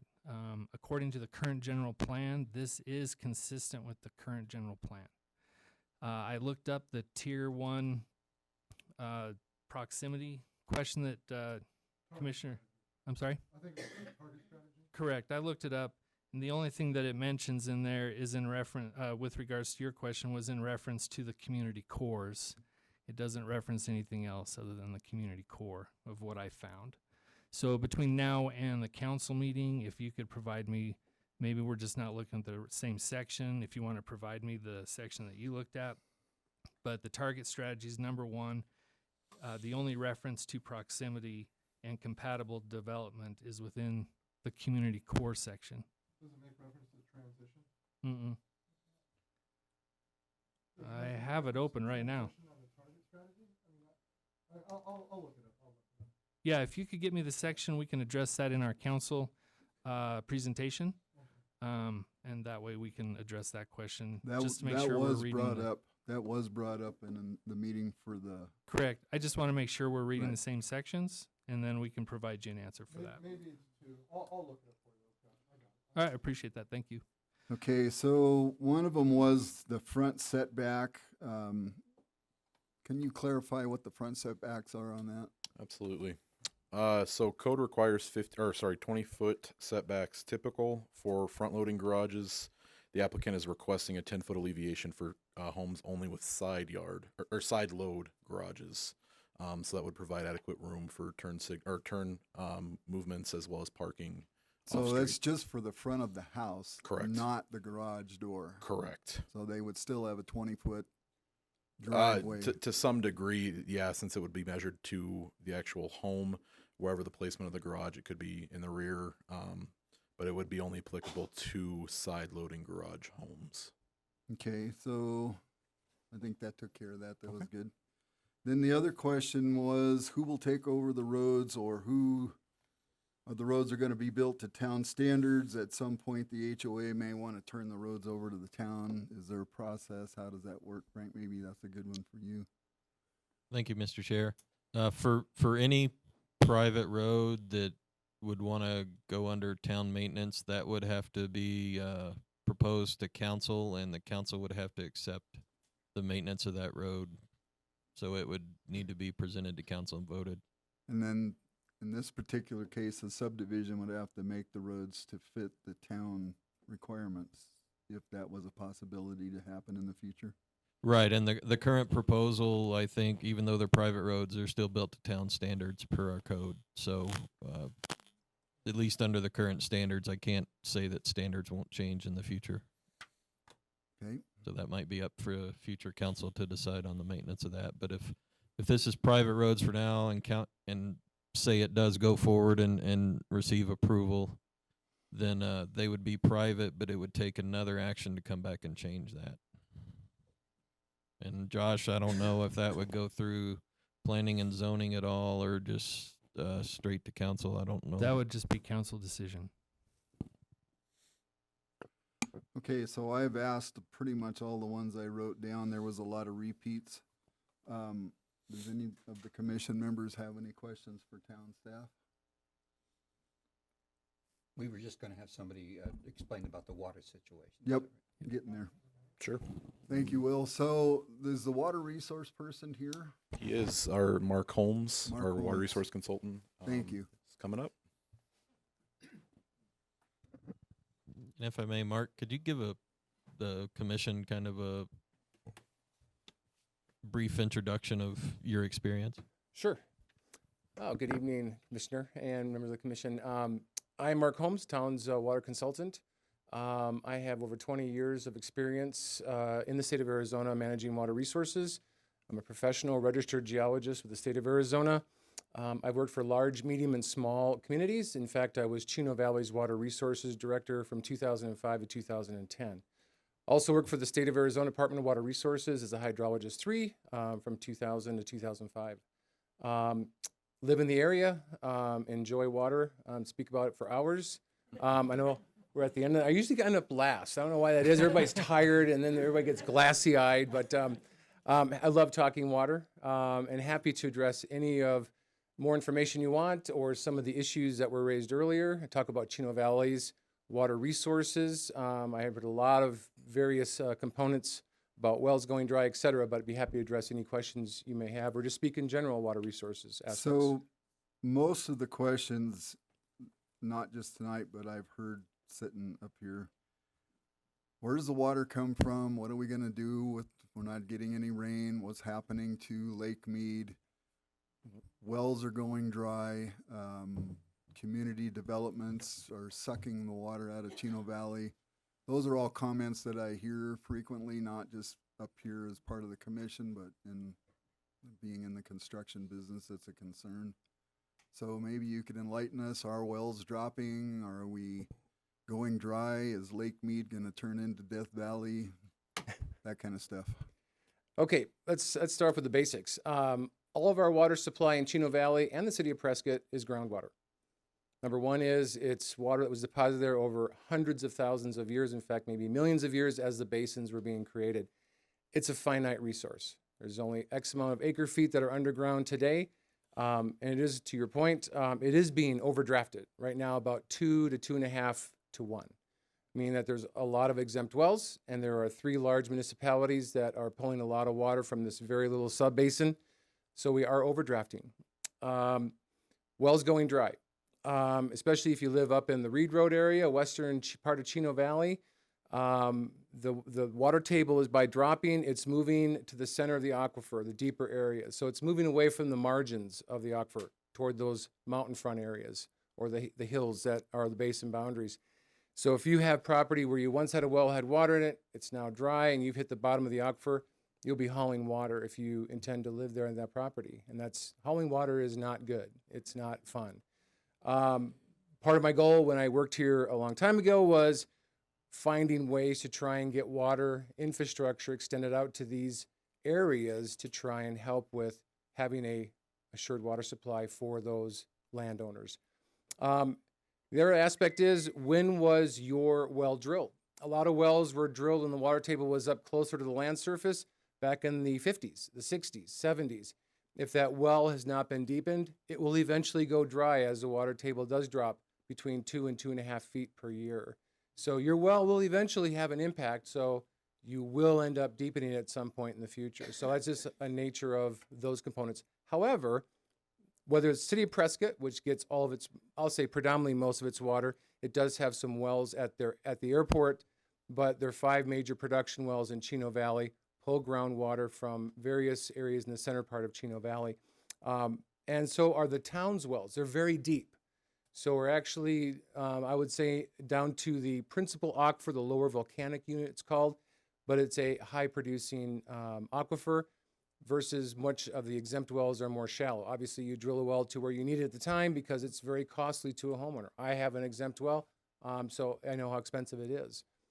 So being on municipal supply has value.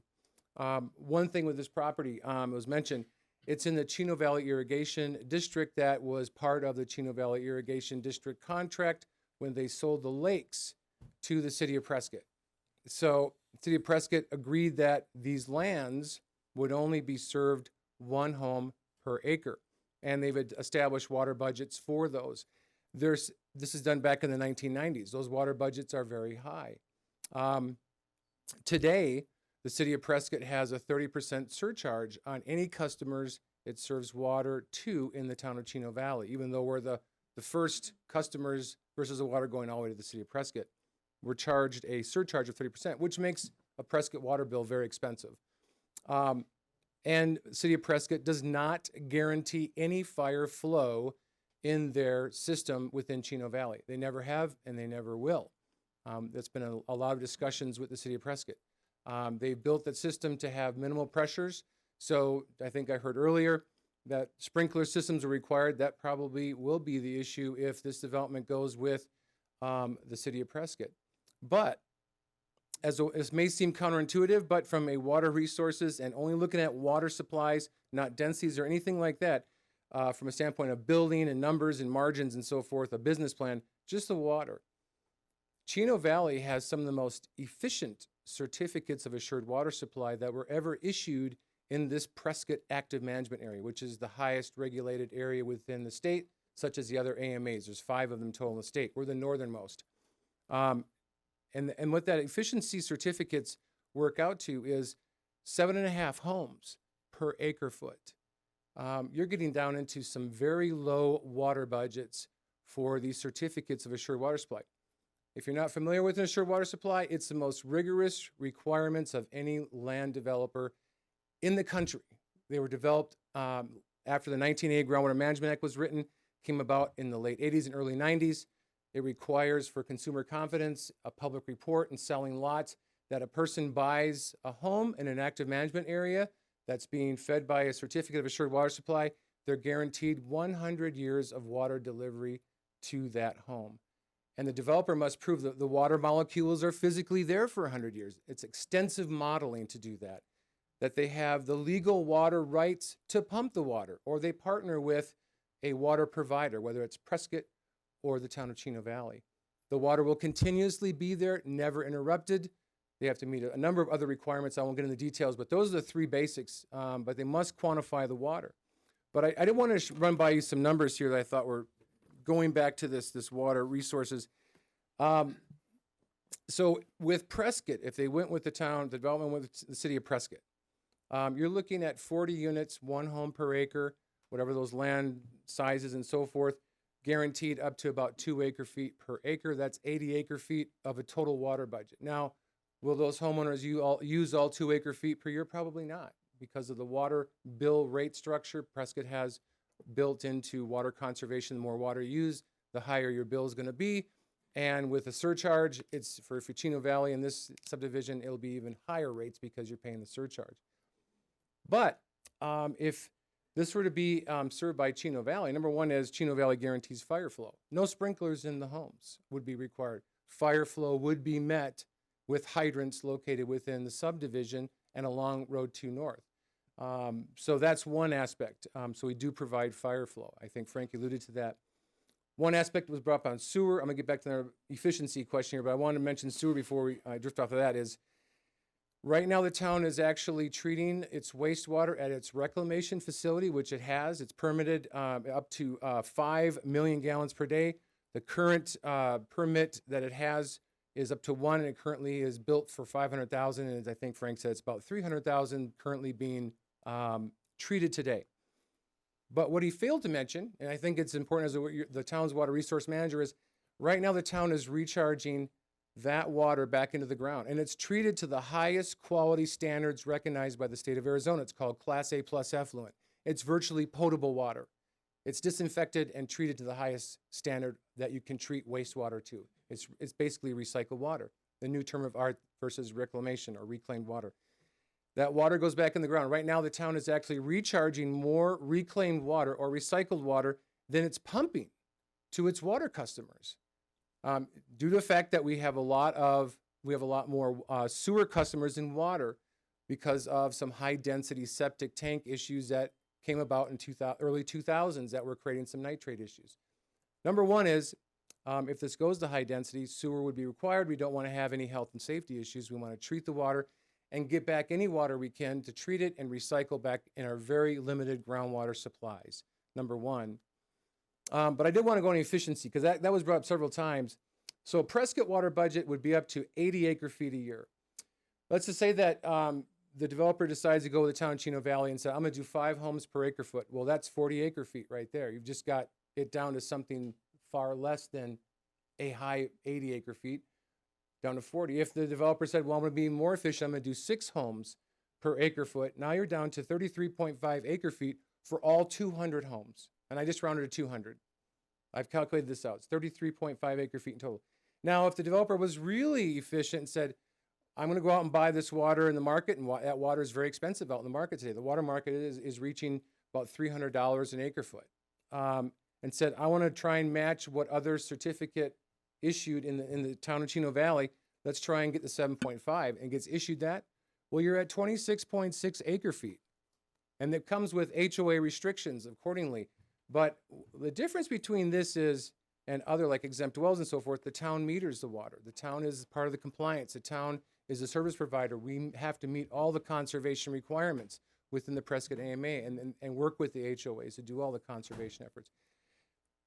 In sustainability, high density is always more sustainable from a water resource standpoint, especially with yard size decreasing. Not saying every 1 acre yard has turf, but there are 1 acre yards in Chino Valley, and many of them that are turf. They use about 4, if you have a half an acre of turf, that's 4 acre feet just for that turf watering. If you have a full acre of turf, it's 8 acre feet. And I can show you where all those references are. These are standard references in the Prescott AMA, done by the Department of Water Resources and a number of the coalitions and groups this organization the town belongs to. But just from that standpoint, as the town's water resource advisor, if the developer can achieve those higher efficiencies, be on town water, be on town sewer, now we're talking, while we deliver 26.6, maybe in the highest efficiency, we're going to get back maybe 50% of that water, or maybe higher, back to be reclaimed, recycled, and put back in the ground. So you see that we're closing the loop on how we work with water. That's the goal in the Prescott area, is to try and eliminate the losses of water. And the biggest is outdoor water use.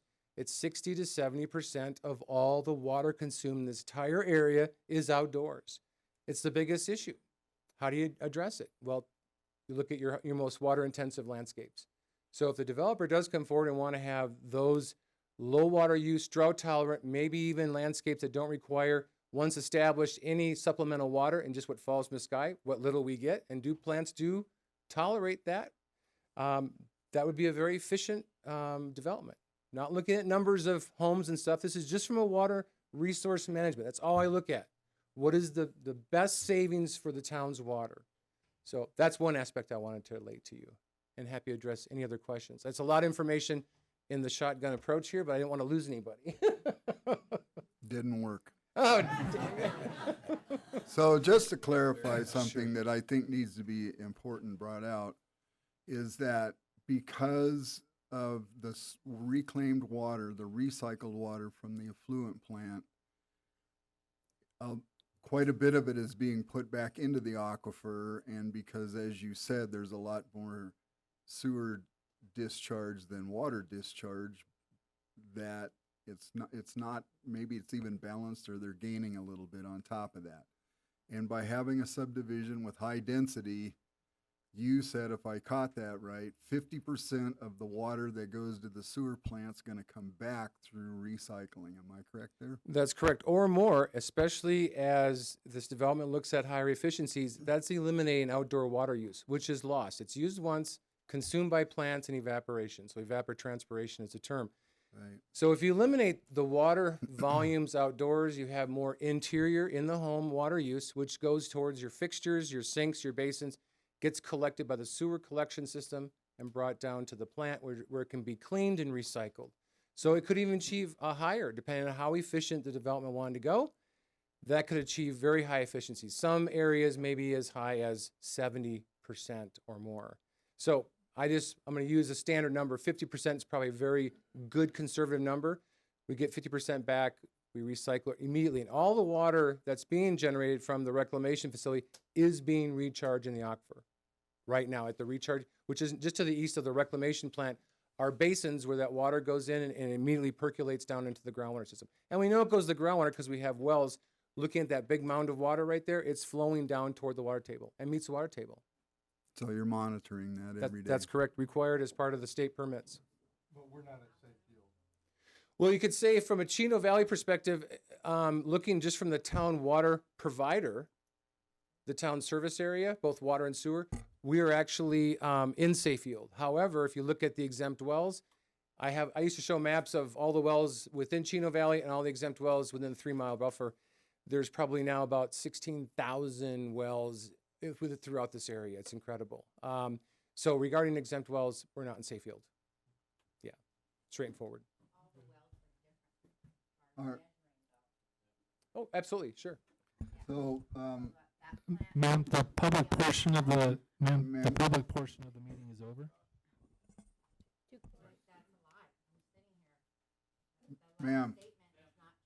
Ma'am, please. So, is there any other questions by the commission for the water resource man? I have one. Go ahead. If he connects to the well off of 1 West for Prescott, does that well have enough supply to handle this more, or are they going to have to increase their well and pump even more?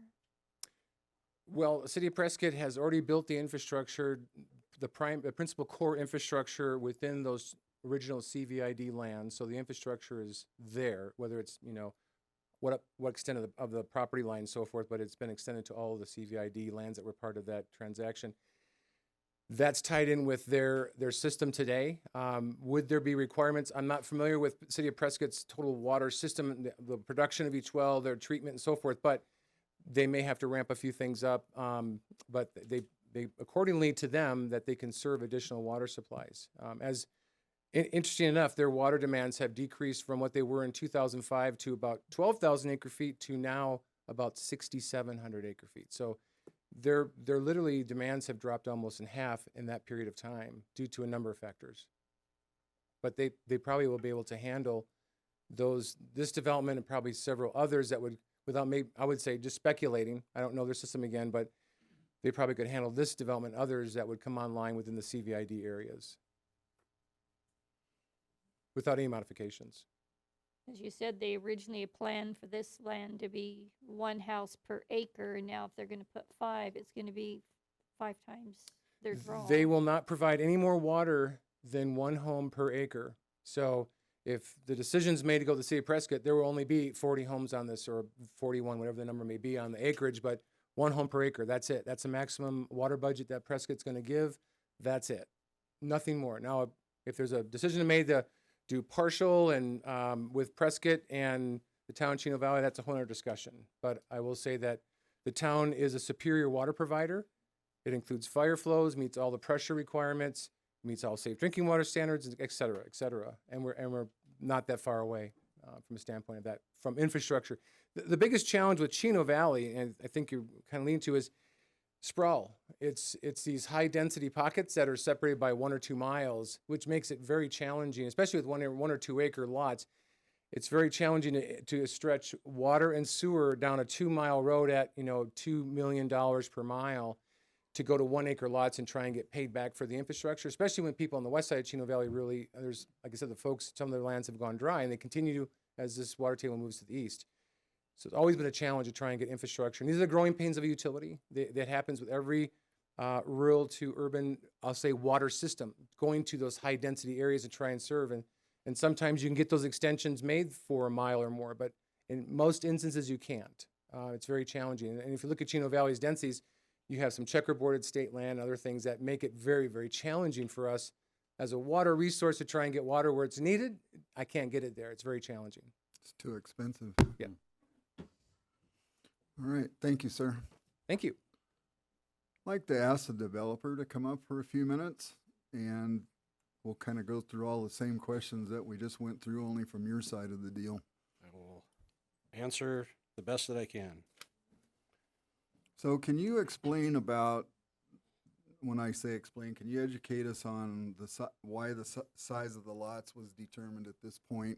Why do you need that density?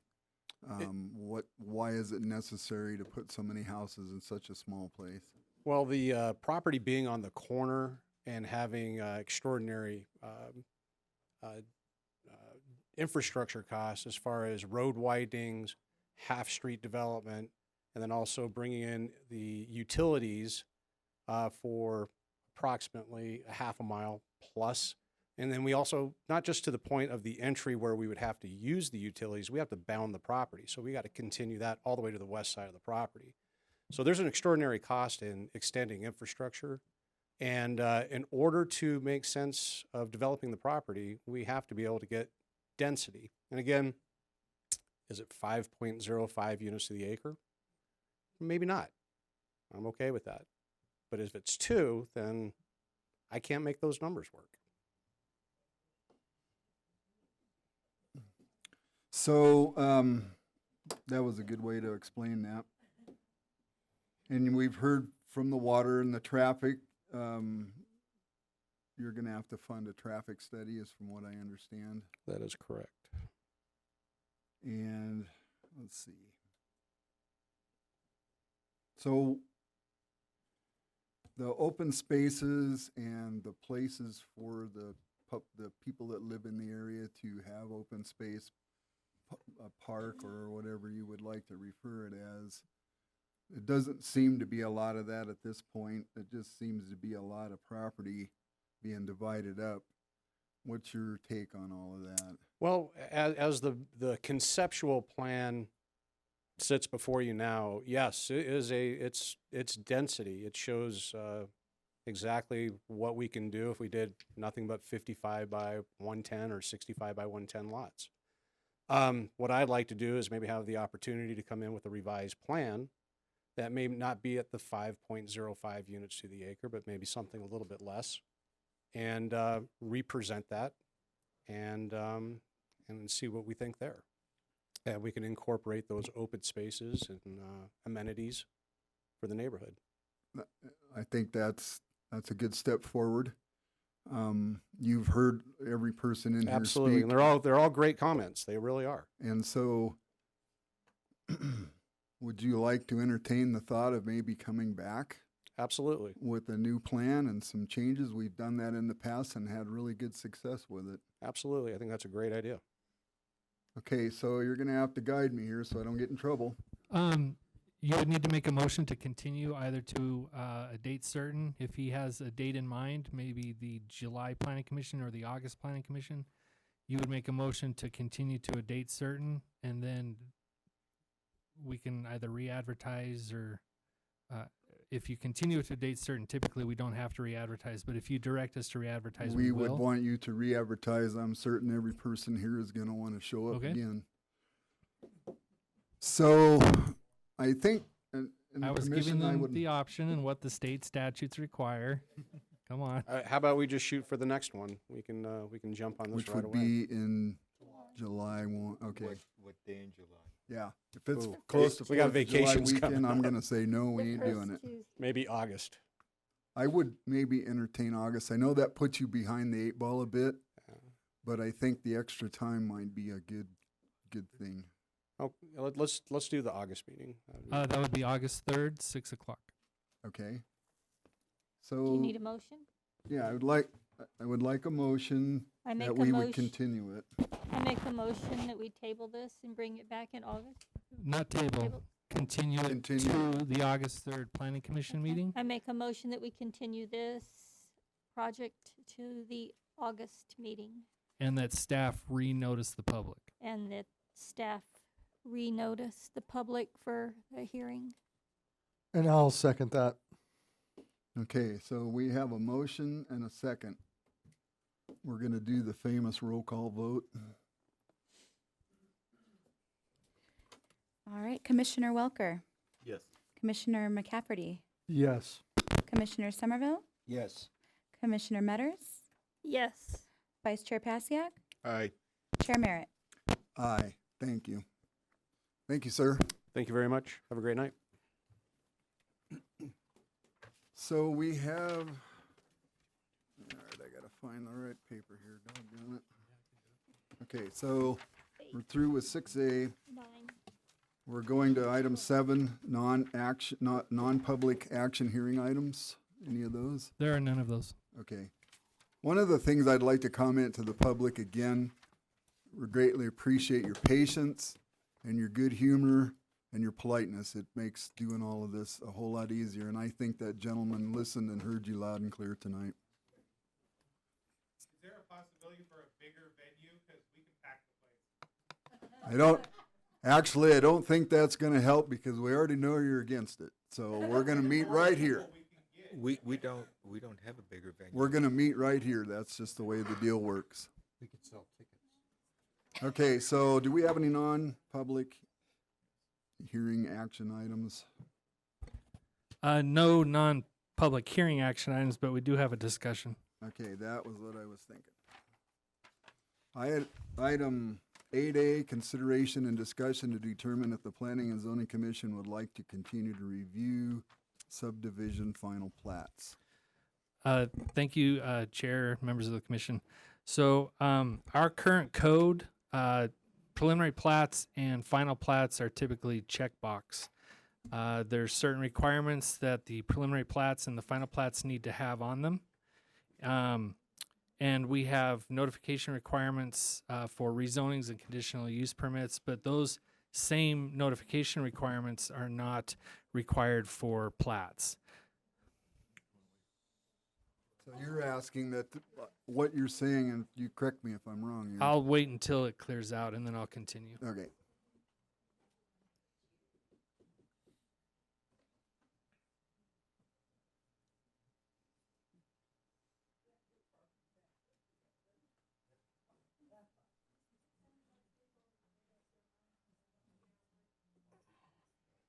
All right, let's give it a whirl. Okay. So preliminary plats are currently required to go to both Planning Commission and Council.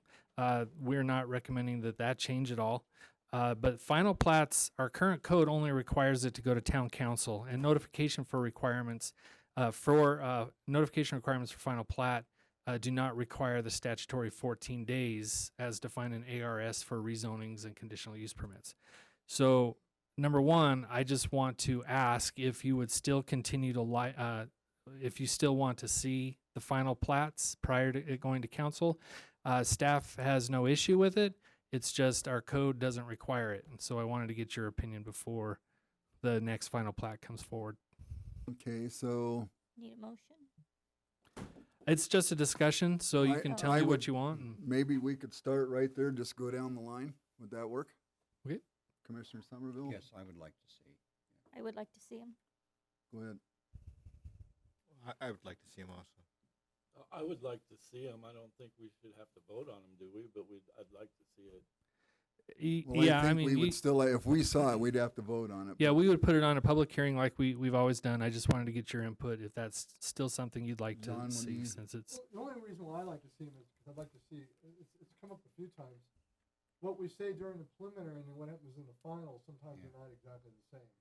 that's And true that way because we're able to articulate it to the council through our vote. that's true, but there will be differences between preliminary and final plat because the preliminary plat is conceptual nature only. There's only certain requirements that are required in a preliminary plat, which is why you look at it. Right. The right. final plat goes through technical review and it meets every aspect of the code, which is the only reason we're bringing it forward for final plat approval in the first place. So there are changes between it. Well, that would be only to be figured because preliminary and final, there's a lot of things. I think what everybody's saying here is we would just like to see how much of it stuck. And if, if something was missing or brought up or talked about and Okay. it's not on the final plat, Sure. at least we could catch it at that point. We can continue to bring it forward. I just wanted your input. You want a motion then or just leave No it need there? for a motion. We'll just continue. Got it. Awesome. Thank you. Thank you. Okay, this is item 9, public comments. This is a call to the public. This is an opportunity for the public to address the commission on any issue within the jurisdiction of the commission that is not on the agenda for tonight. Public comment is encouraged. Individuals are limited to speak for 3 minutes. Is there anybody who would like to speak up about something that was not on tonight's agenda? Please. I have to tell you my name again? Yes, ma'am. Yolanda Manelia. Monegia.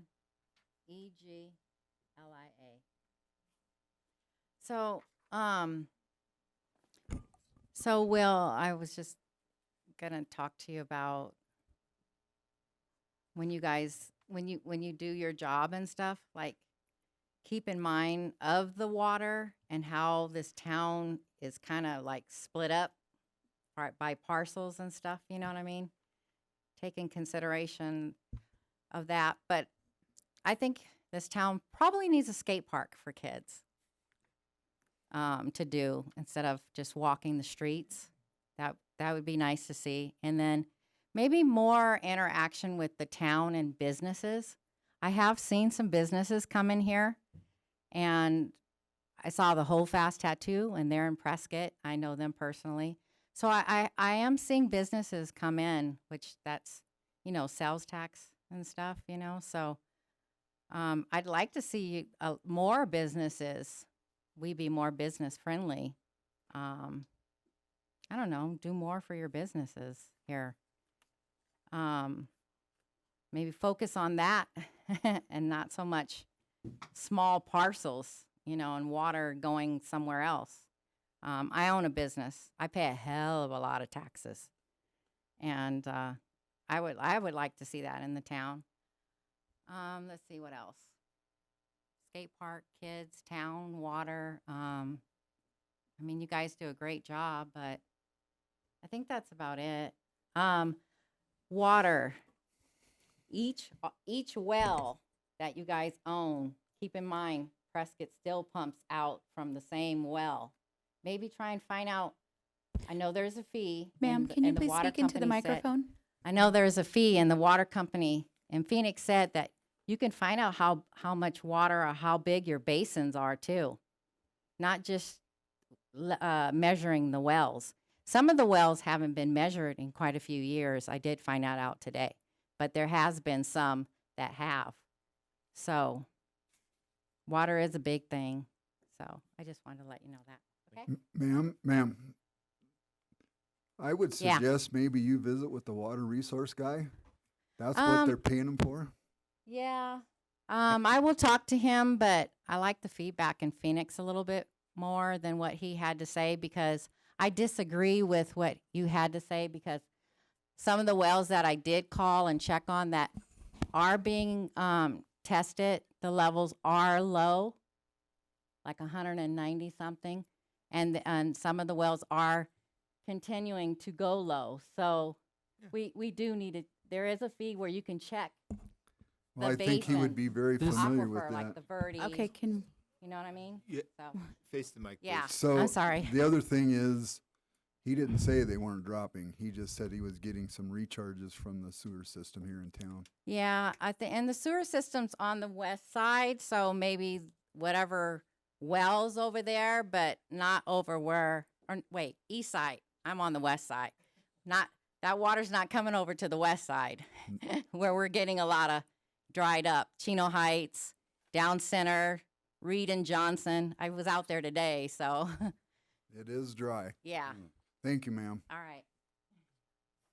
All right, so we're gonna close item 9, and we're going to entertain a motion to Make a motion, close we this adjourn? meeting. I second. All in favor? Aye. Anybody opposed?